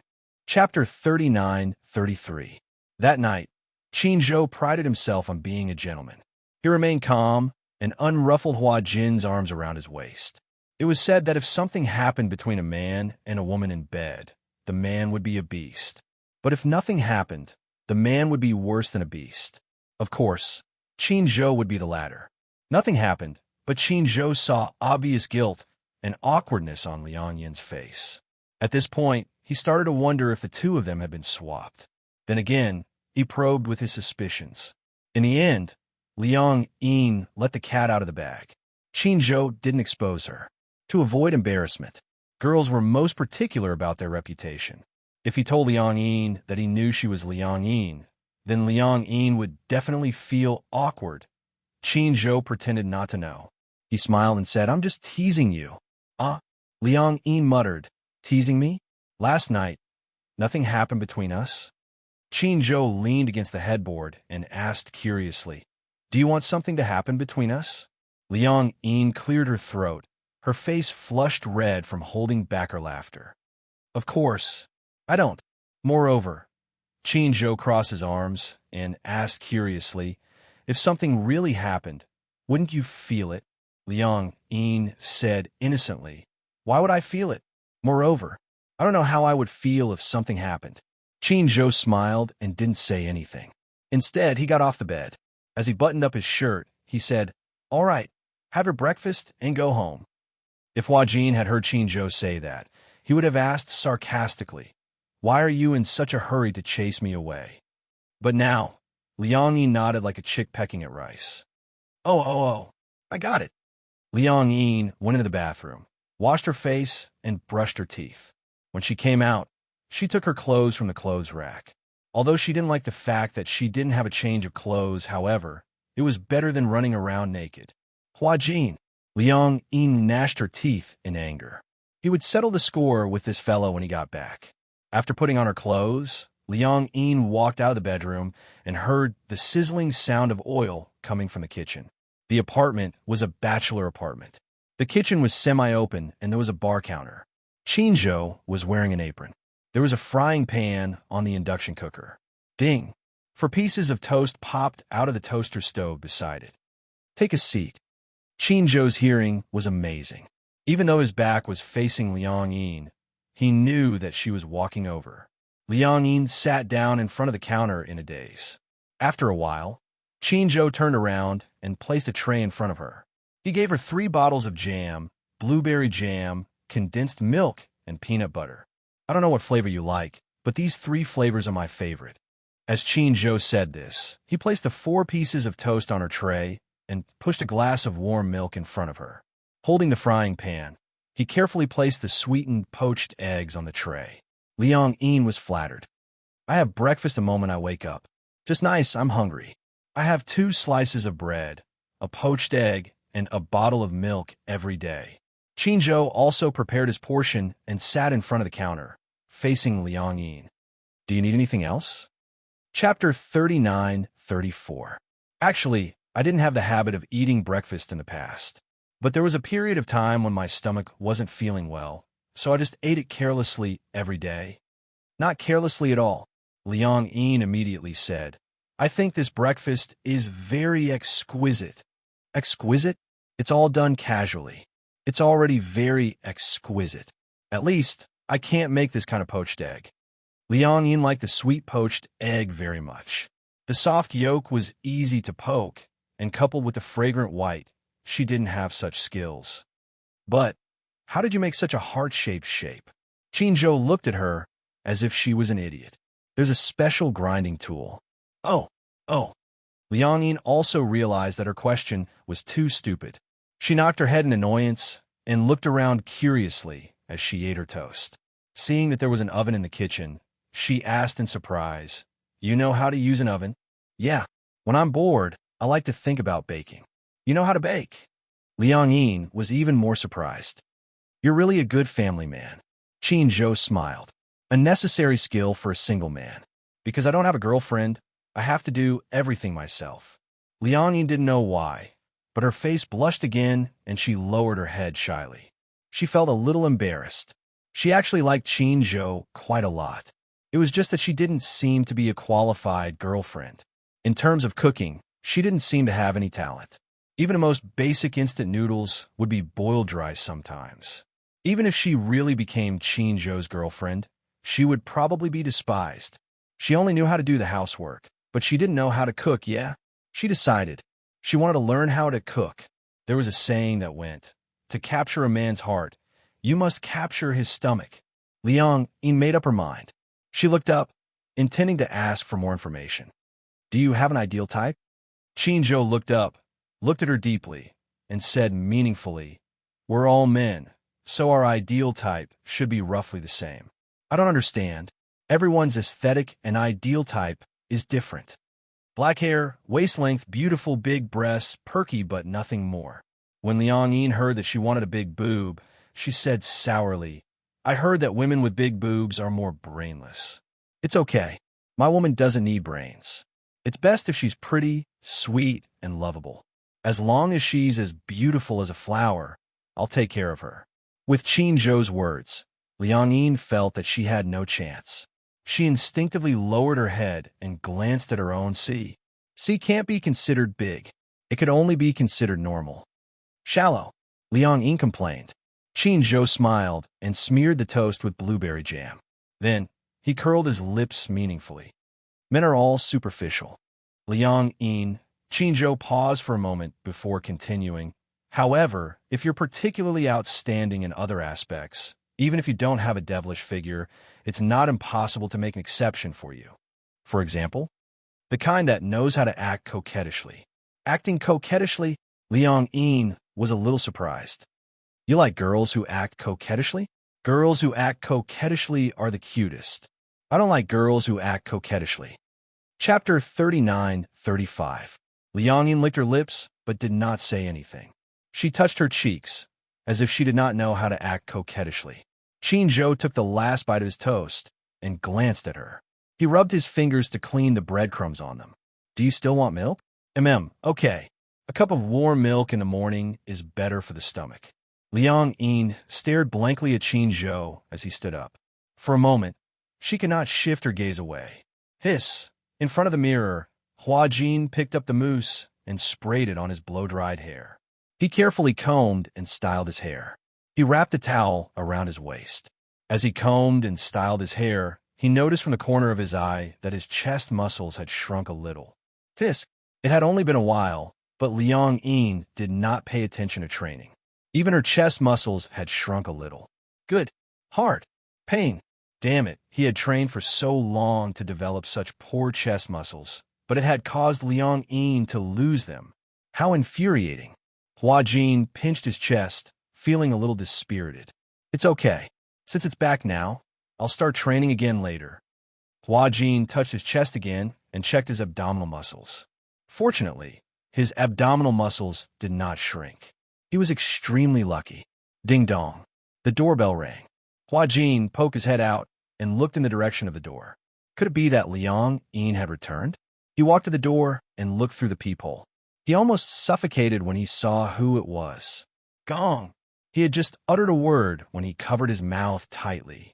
Gong Jie. Why is it him? What is he doing here? Hua Jin leaned on the door again and peeked through the peephole, only to see Gong Jie staring fixedly at the peephole. It was as if the man could see him through the peephole. For a moment, he felt that he had nowhere to hide. He had to pretend that he was not here. Hua Jin turned around and tiptoed back to the living room, pretending that he was not here. Bang! A loud sound was heard. Gong Jie kicked the door hard. Open the door. Hua Jin shuddered violently, and his shoulders shrunk subconsciously. He clenched his fists in grief and indignation. Outside the door, Gong Jie said lazily, Hua Jin, I know you're inside. How did he know? Could it be that he had X-ray vision? Hua Jin turned around suspiciously and bit his lip nervously. This Liang Yin, this pig of a teammate, did she really confess to Gong Jie? Hua Jin had always felt that Liang Yin must be joking with him. If it was a joke, why did the Gong Jie come to the hotel? Open the door, Gong Jie said again. I'm warning you, my patience is limited. Hua Jin was flustered. He wanted to go back to the living room to get his coat and put it on, but no matter how hard he searched, he could not find where Liang Yin had left it. Gong Jie kicked the door again, looking like he was about to break in. He ran his fingers through his hair, walked to the door, and took a deep breath. Only then did he muster up the courage to open the door. Then, with a smile that he thought was extremely bright and friendly, he looked at the man outside the door. Master Jie. The brighter Hua Jin smile was, the darker Gong Jie's face became. Outside the door, Gong Jie looked Hua Jin up and down. He was half naked with a towel wrapped around his waist. His hair was carefully combed, and the smile on his face was as fake as it could be. Chapter 39-36. No, I didn't. Then why did you wake up so late? Hua Jin immediately yawned and pretended to be sleepy. I guess I just woke up. He was halfway through his sentence when Gong Jie narrowed his eyes at his meticulously combed hairstyle. Then, he glanced at the sleepy expression on his face. Gong Jie's thin lips curled up coldly. Obviously, he didn't think that his reason was convincing. Do you know how to sleepwalk? I haven't woken up yet. I've already combed my hair. Gong Jie raised his eyebrows at the man's embarrassed expression and said calmly, Say it. What's the matter? What the hell? Hua Jin was a little frustrated.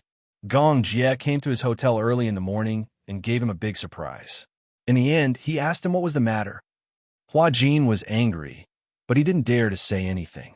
He still smiled and said, Nothing much. Why would I look for you? Nothing much. You asked me to meet you at the hotel? Gong Jie was getting more suspicious. Hua Jin was shocked and stunned when he heard this. What? He asked him to meet him at the hotel?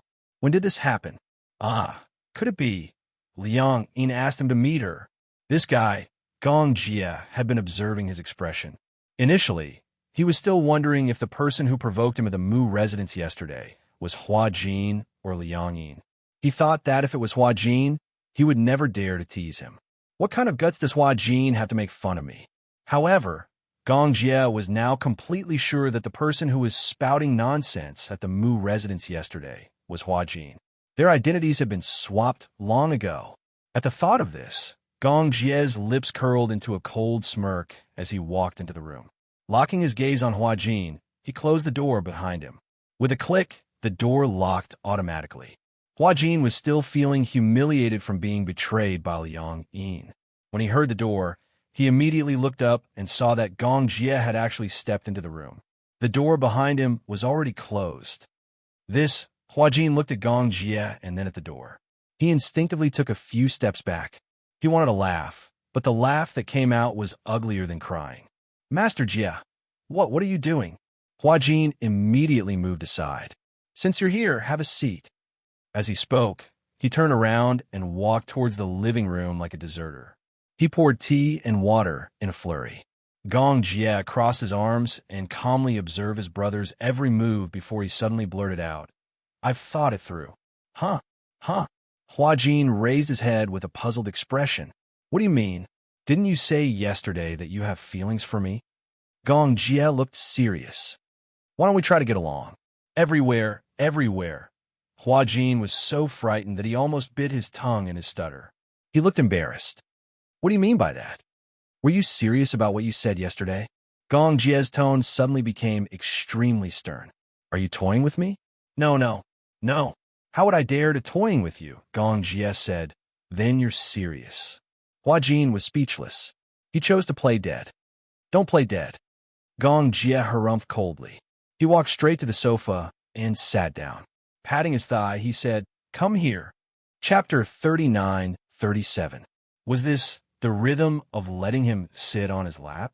Even if he really wanted to do something, wasn't this rhythm a little too fast? Hua Jin was a little confused by Gong Jie's words. I told you to come over. Oh, Hua Jin did not dare to go against his wishes. He walked over fearfully and sat upright on Gong Jie's lap.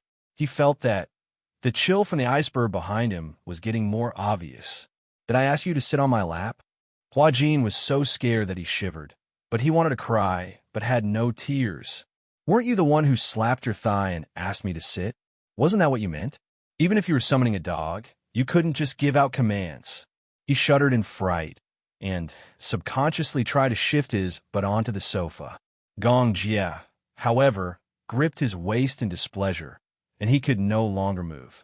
Gong Jie leaned close to his ear and whispered, Are you that impatient? His charming breath brushed against his face, as if countless cat claws were scratching him, itchy and hot. Hua Jin was a little depressed. What do you mean impatient? What else? Gong Jie asked calmly. Why else would you sit on my lap so intimately? Why? Are you playing hard to get, and now you want to seduce me? When Hua Jin heard this, he flew into a rage out of humiliation, but he did not flare up. He held back his anger and said indifferently, If you're really such an upright person, how could I seduce you? Unless you like men too? That's impossible. Why is it impossible? Gong Jie raised his eyebrows and gently pinched his face. How do you know that I'm not interested in men? Maybe it's just like what you said, I haven't fully developed it. Maybe what you said yesterday has developed me. This action was so intimate that Hua Jin was instantly like a frightened cat, his hair standing on end. What do you mean? Didn't you say yesterday that you like me not because you like men, but because the person you like is a man? Gong Jie hugged Hua Jin's waist affectionately. Didn't you say yesterday that you like me not because you like men, but because the person you like is a man? Did he say that? It must have been Liang Yin again. Hua Jin's face darkened even more. Once again, he deeply experienced what it meant by extreme joy begets sorrow. Actually, I didn't say those words yesterday. Do you believe me? As Hua Jin spoke, he looked at Gong Jie with a sincere expression, but he saw Gong Jie staring at him coldly. Hua Jin, all right then. Forget it if you don't believe me. Hua Jin said angrily.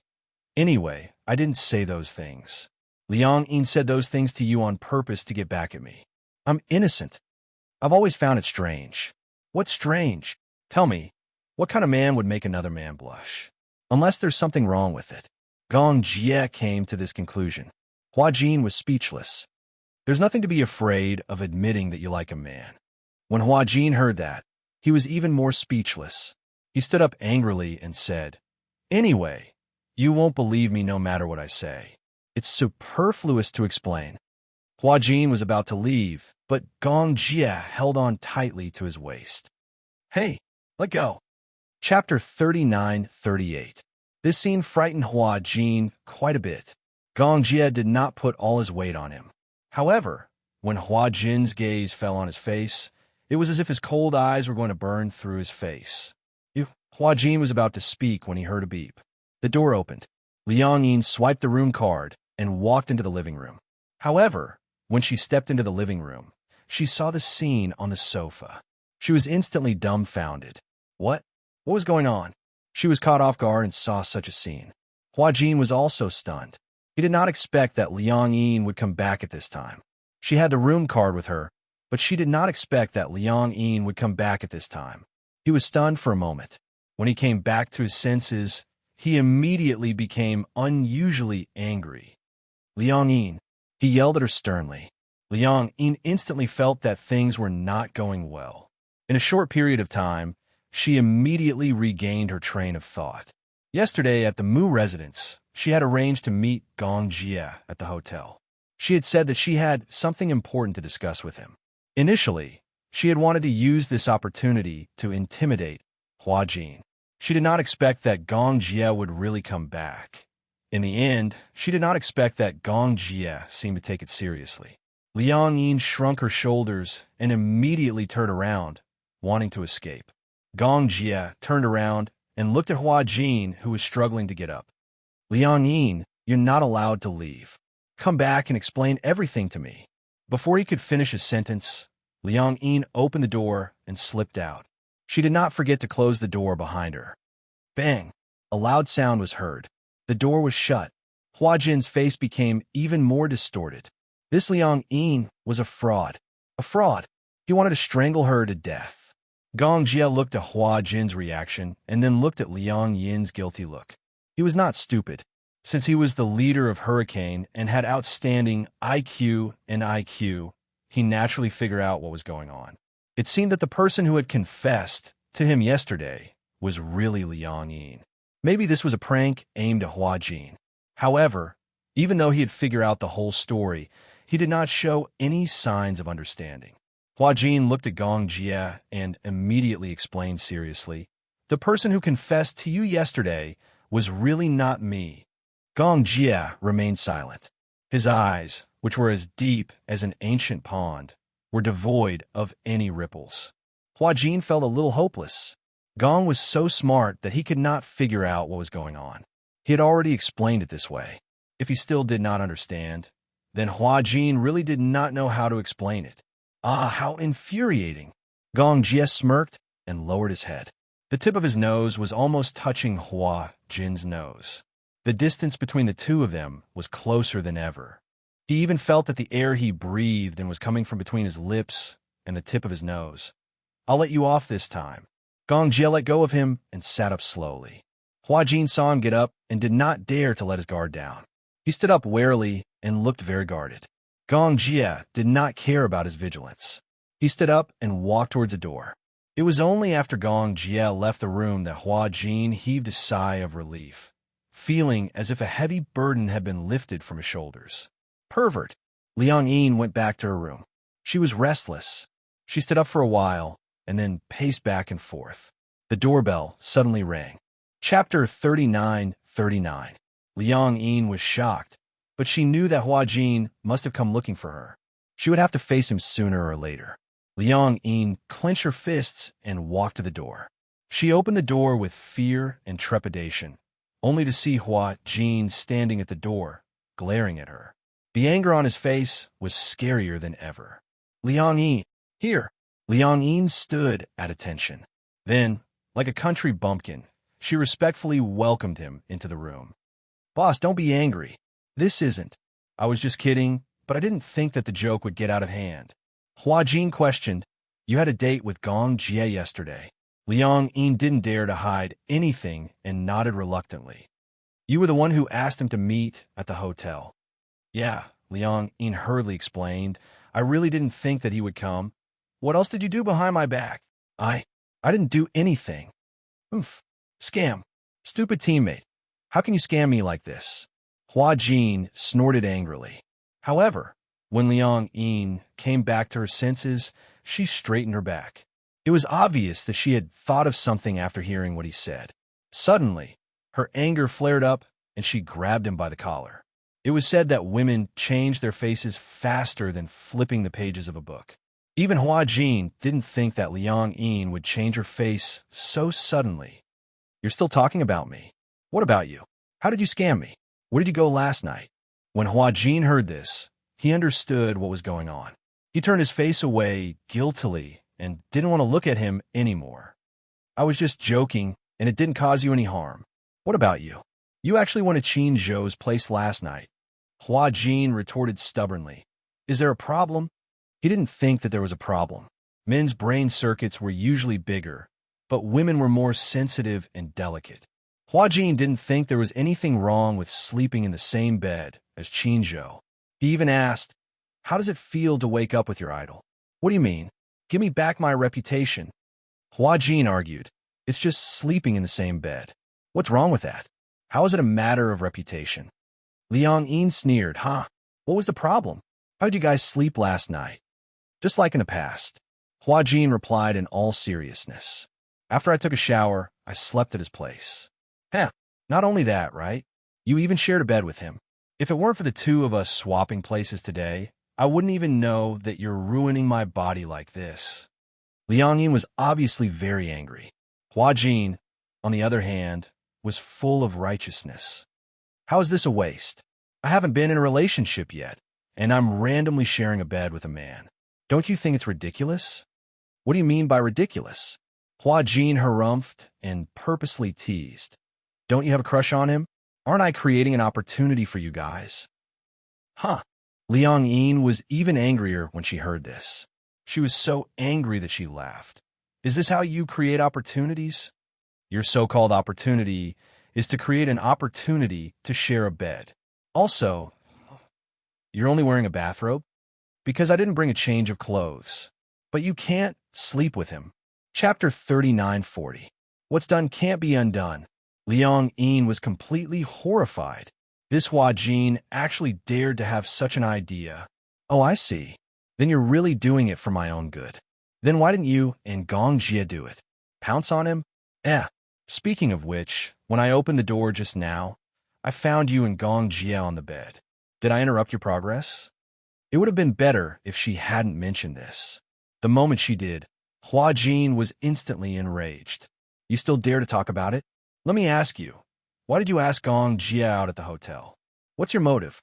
Liang Yin cleared her throat and then imitated Hua Jin's teasing tone. She said lightly, what's done can't be undone. What's done can't be undone. You. Hua Jin reached out his finger and poked her forehead angrily. What's done can only be done between men and women. Do you know that you're pushing me into a sea of fire? Why would I harm you? Liang Yin pretended to be kind and said, no way. I see that you like him. How can you tell that I like him? If you don't like him, Liang Yin paused and raised her eyebrows. Then why do you look shy? Shy? How can you tell that I'm shy? You can't hide your shy expression. Hua Jin, if you really don't like him, you wouldn't have such an attitude. You're so timid. Even if you like a man, there's nothing wrong with that, right? Liang Yin's words undoubtedly stunned Hua Jin. He was still stubborn. I don't have any feelings for him at all. That's just what you think. Liang Yin asked again. You haven't made it clear. Did anything happen between you and Qin Zhou yesterday? Hua Jin was still immersed in his messy thoughts. Hearing Liang Yin's question, she asked impatiently, it doesn't matter whether it happened or not. Don't you know? How would I know what happened last night? I don't have any experience. Is your first time still there? Hua Jin suddenly asked. Even though Liang Yin and Hua Jin were no longer in a normal relationship, she still felt a little uncomfortable being questioned like this. She blushed and said, I haven't had a boyfriend yet. What do you think? You haven't had a boyfriend yet? Because my ideal type is Tang Yu. And now? Hua Jin teased. Is he still your ideal type? No. A look of disgust appeared on Liang Yin's face. I must have been blind to fall in love with such an idol. If a girl doesn't have it for the first time, it will be very painful. How did you know? Hua Jin looked at her as if she was an idiot. Liang Yin blushed and didn't ask anymore. But she vaguely remembered that Qin Zhou had asked her a question. Did I hurt you last night? This sentence had a deep meaning behind it. Liang Yin was still a little doubtful. Are you sure nothing happened last night? I'm sure. Hua Jin said seriously. Come on, I'm a man of principles. Do you think I'll play pranks on other people's bodies? You only wore a bathrobe and nothing underneath to sleep on the same bed with Qin Zhou. That's quite unprincipled, Hua Jin retorted. Who told you to provoke me first? Chapter 3941. Hua Jin said angrily. At the end of the day, you shouldn't have used my body to provoke the Gong Jie. Did you ask for my opinion when you did that? Since you didn't ask for my opinion when you played a prank, why couldn't I? Just because you're a girl, does that give you special privileges? People should learn to put themselves in other people's shoes, what should be done and what shouldn't be done. Since you said that two people should be responsible for each other, then did you do it? Liang Yin was speechless. Initially, she hadn't taken this matter to heart. However, After Hua Jin's reminder, she suddenly realized that she had indeed gone overboard with what she had done. I'm sorry. Liang Yin immediately apologized. I didn't think that you would mind so much. Anyone would mind? Hua Jin continued. Yesterday, nothing happened between Qin Zhou and me. I only tried to sound him out. But he's so smart that he immediately guessed that I was trying to sound him out for you. Don't worry, even if the two of us slept on the same bed, nothing substantial happened, so it wouldn't be a big deal. But you said that you actually stole a kiss from the Gongjie? You said that I went overboard, but I haven't said that you did.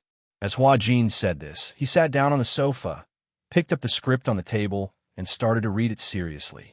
Liang Yin didn't dare to disturb him, but she kept thinking about how to apologize to him and beg for his forgiveness. Hence, she stayed in the room and refused to leave. Hua Jin didn't bother her and let her stay on the sofa.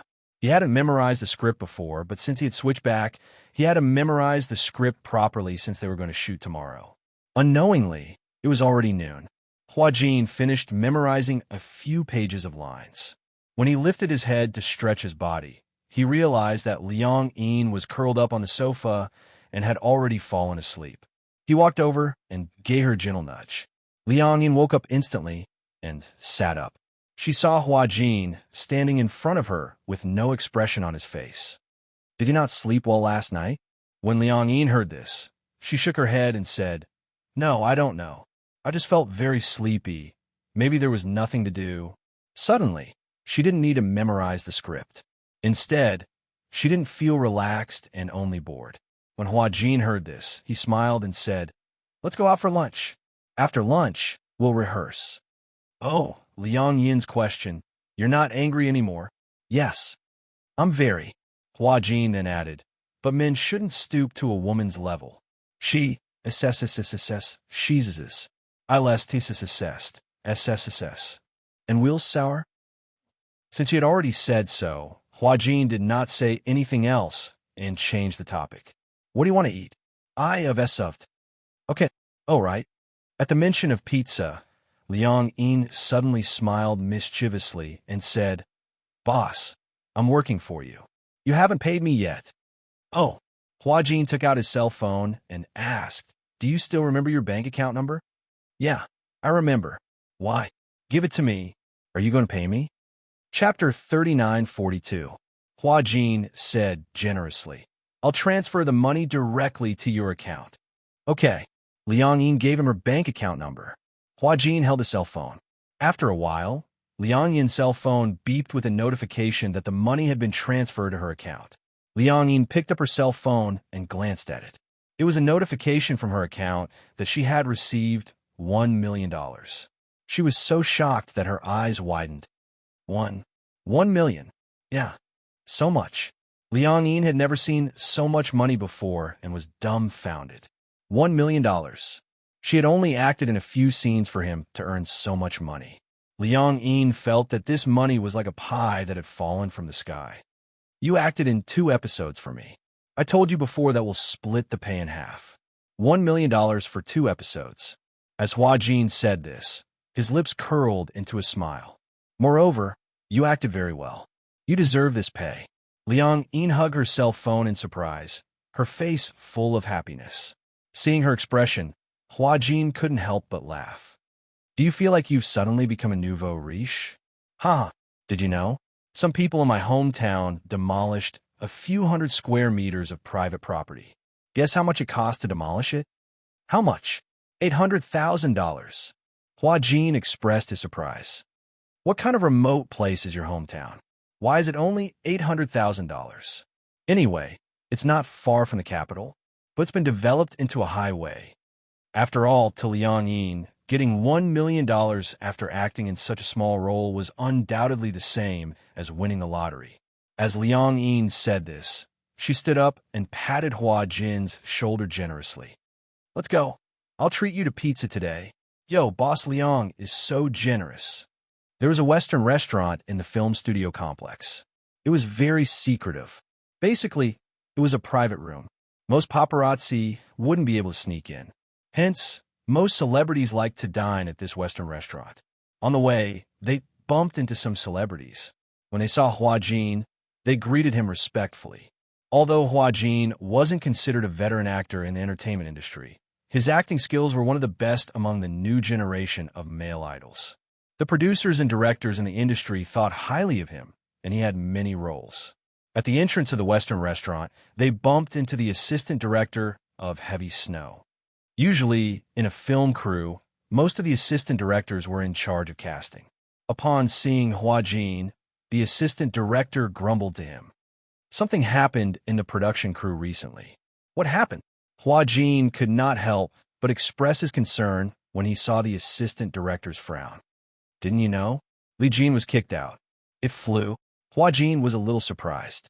Oh, speaking of which, who is Li Jing? Oh, the director knew that Hua Jin usually did not get close to other actresses, so he mentioned, she's the one who played Gu and Yao. Auntie? Auntie? In the production crew, although Li Jin looked younger, she was still old. Hence, everyone in the crew called her Annie. Why was she kicked out?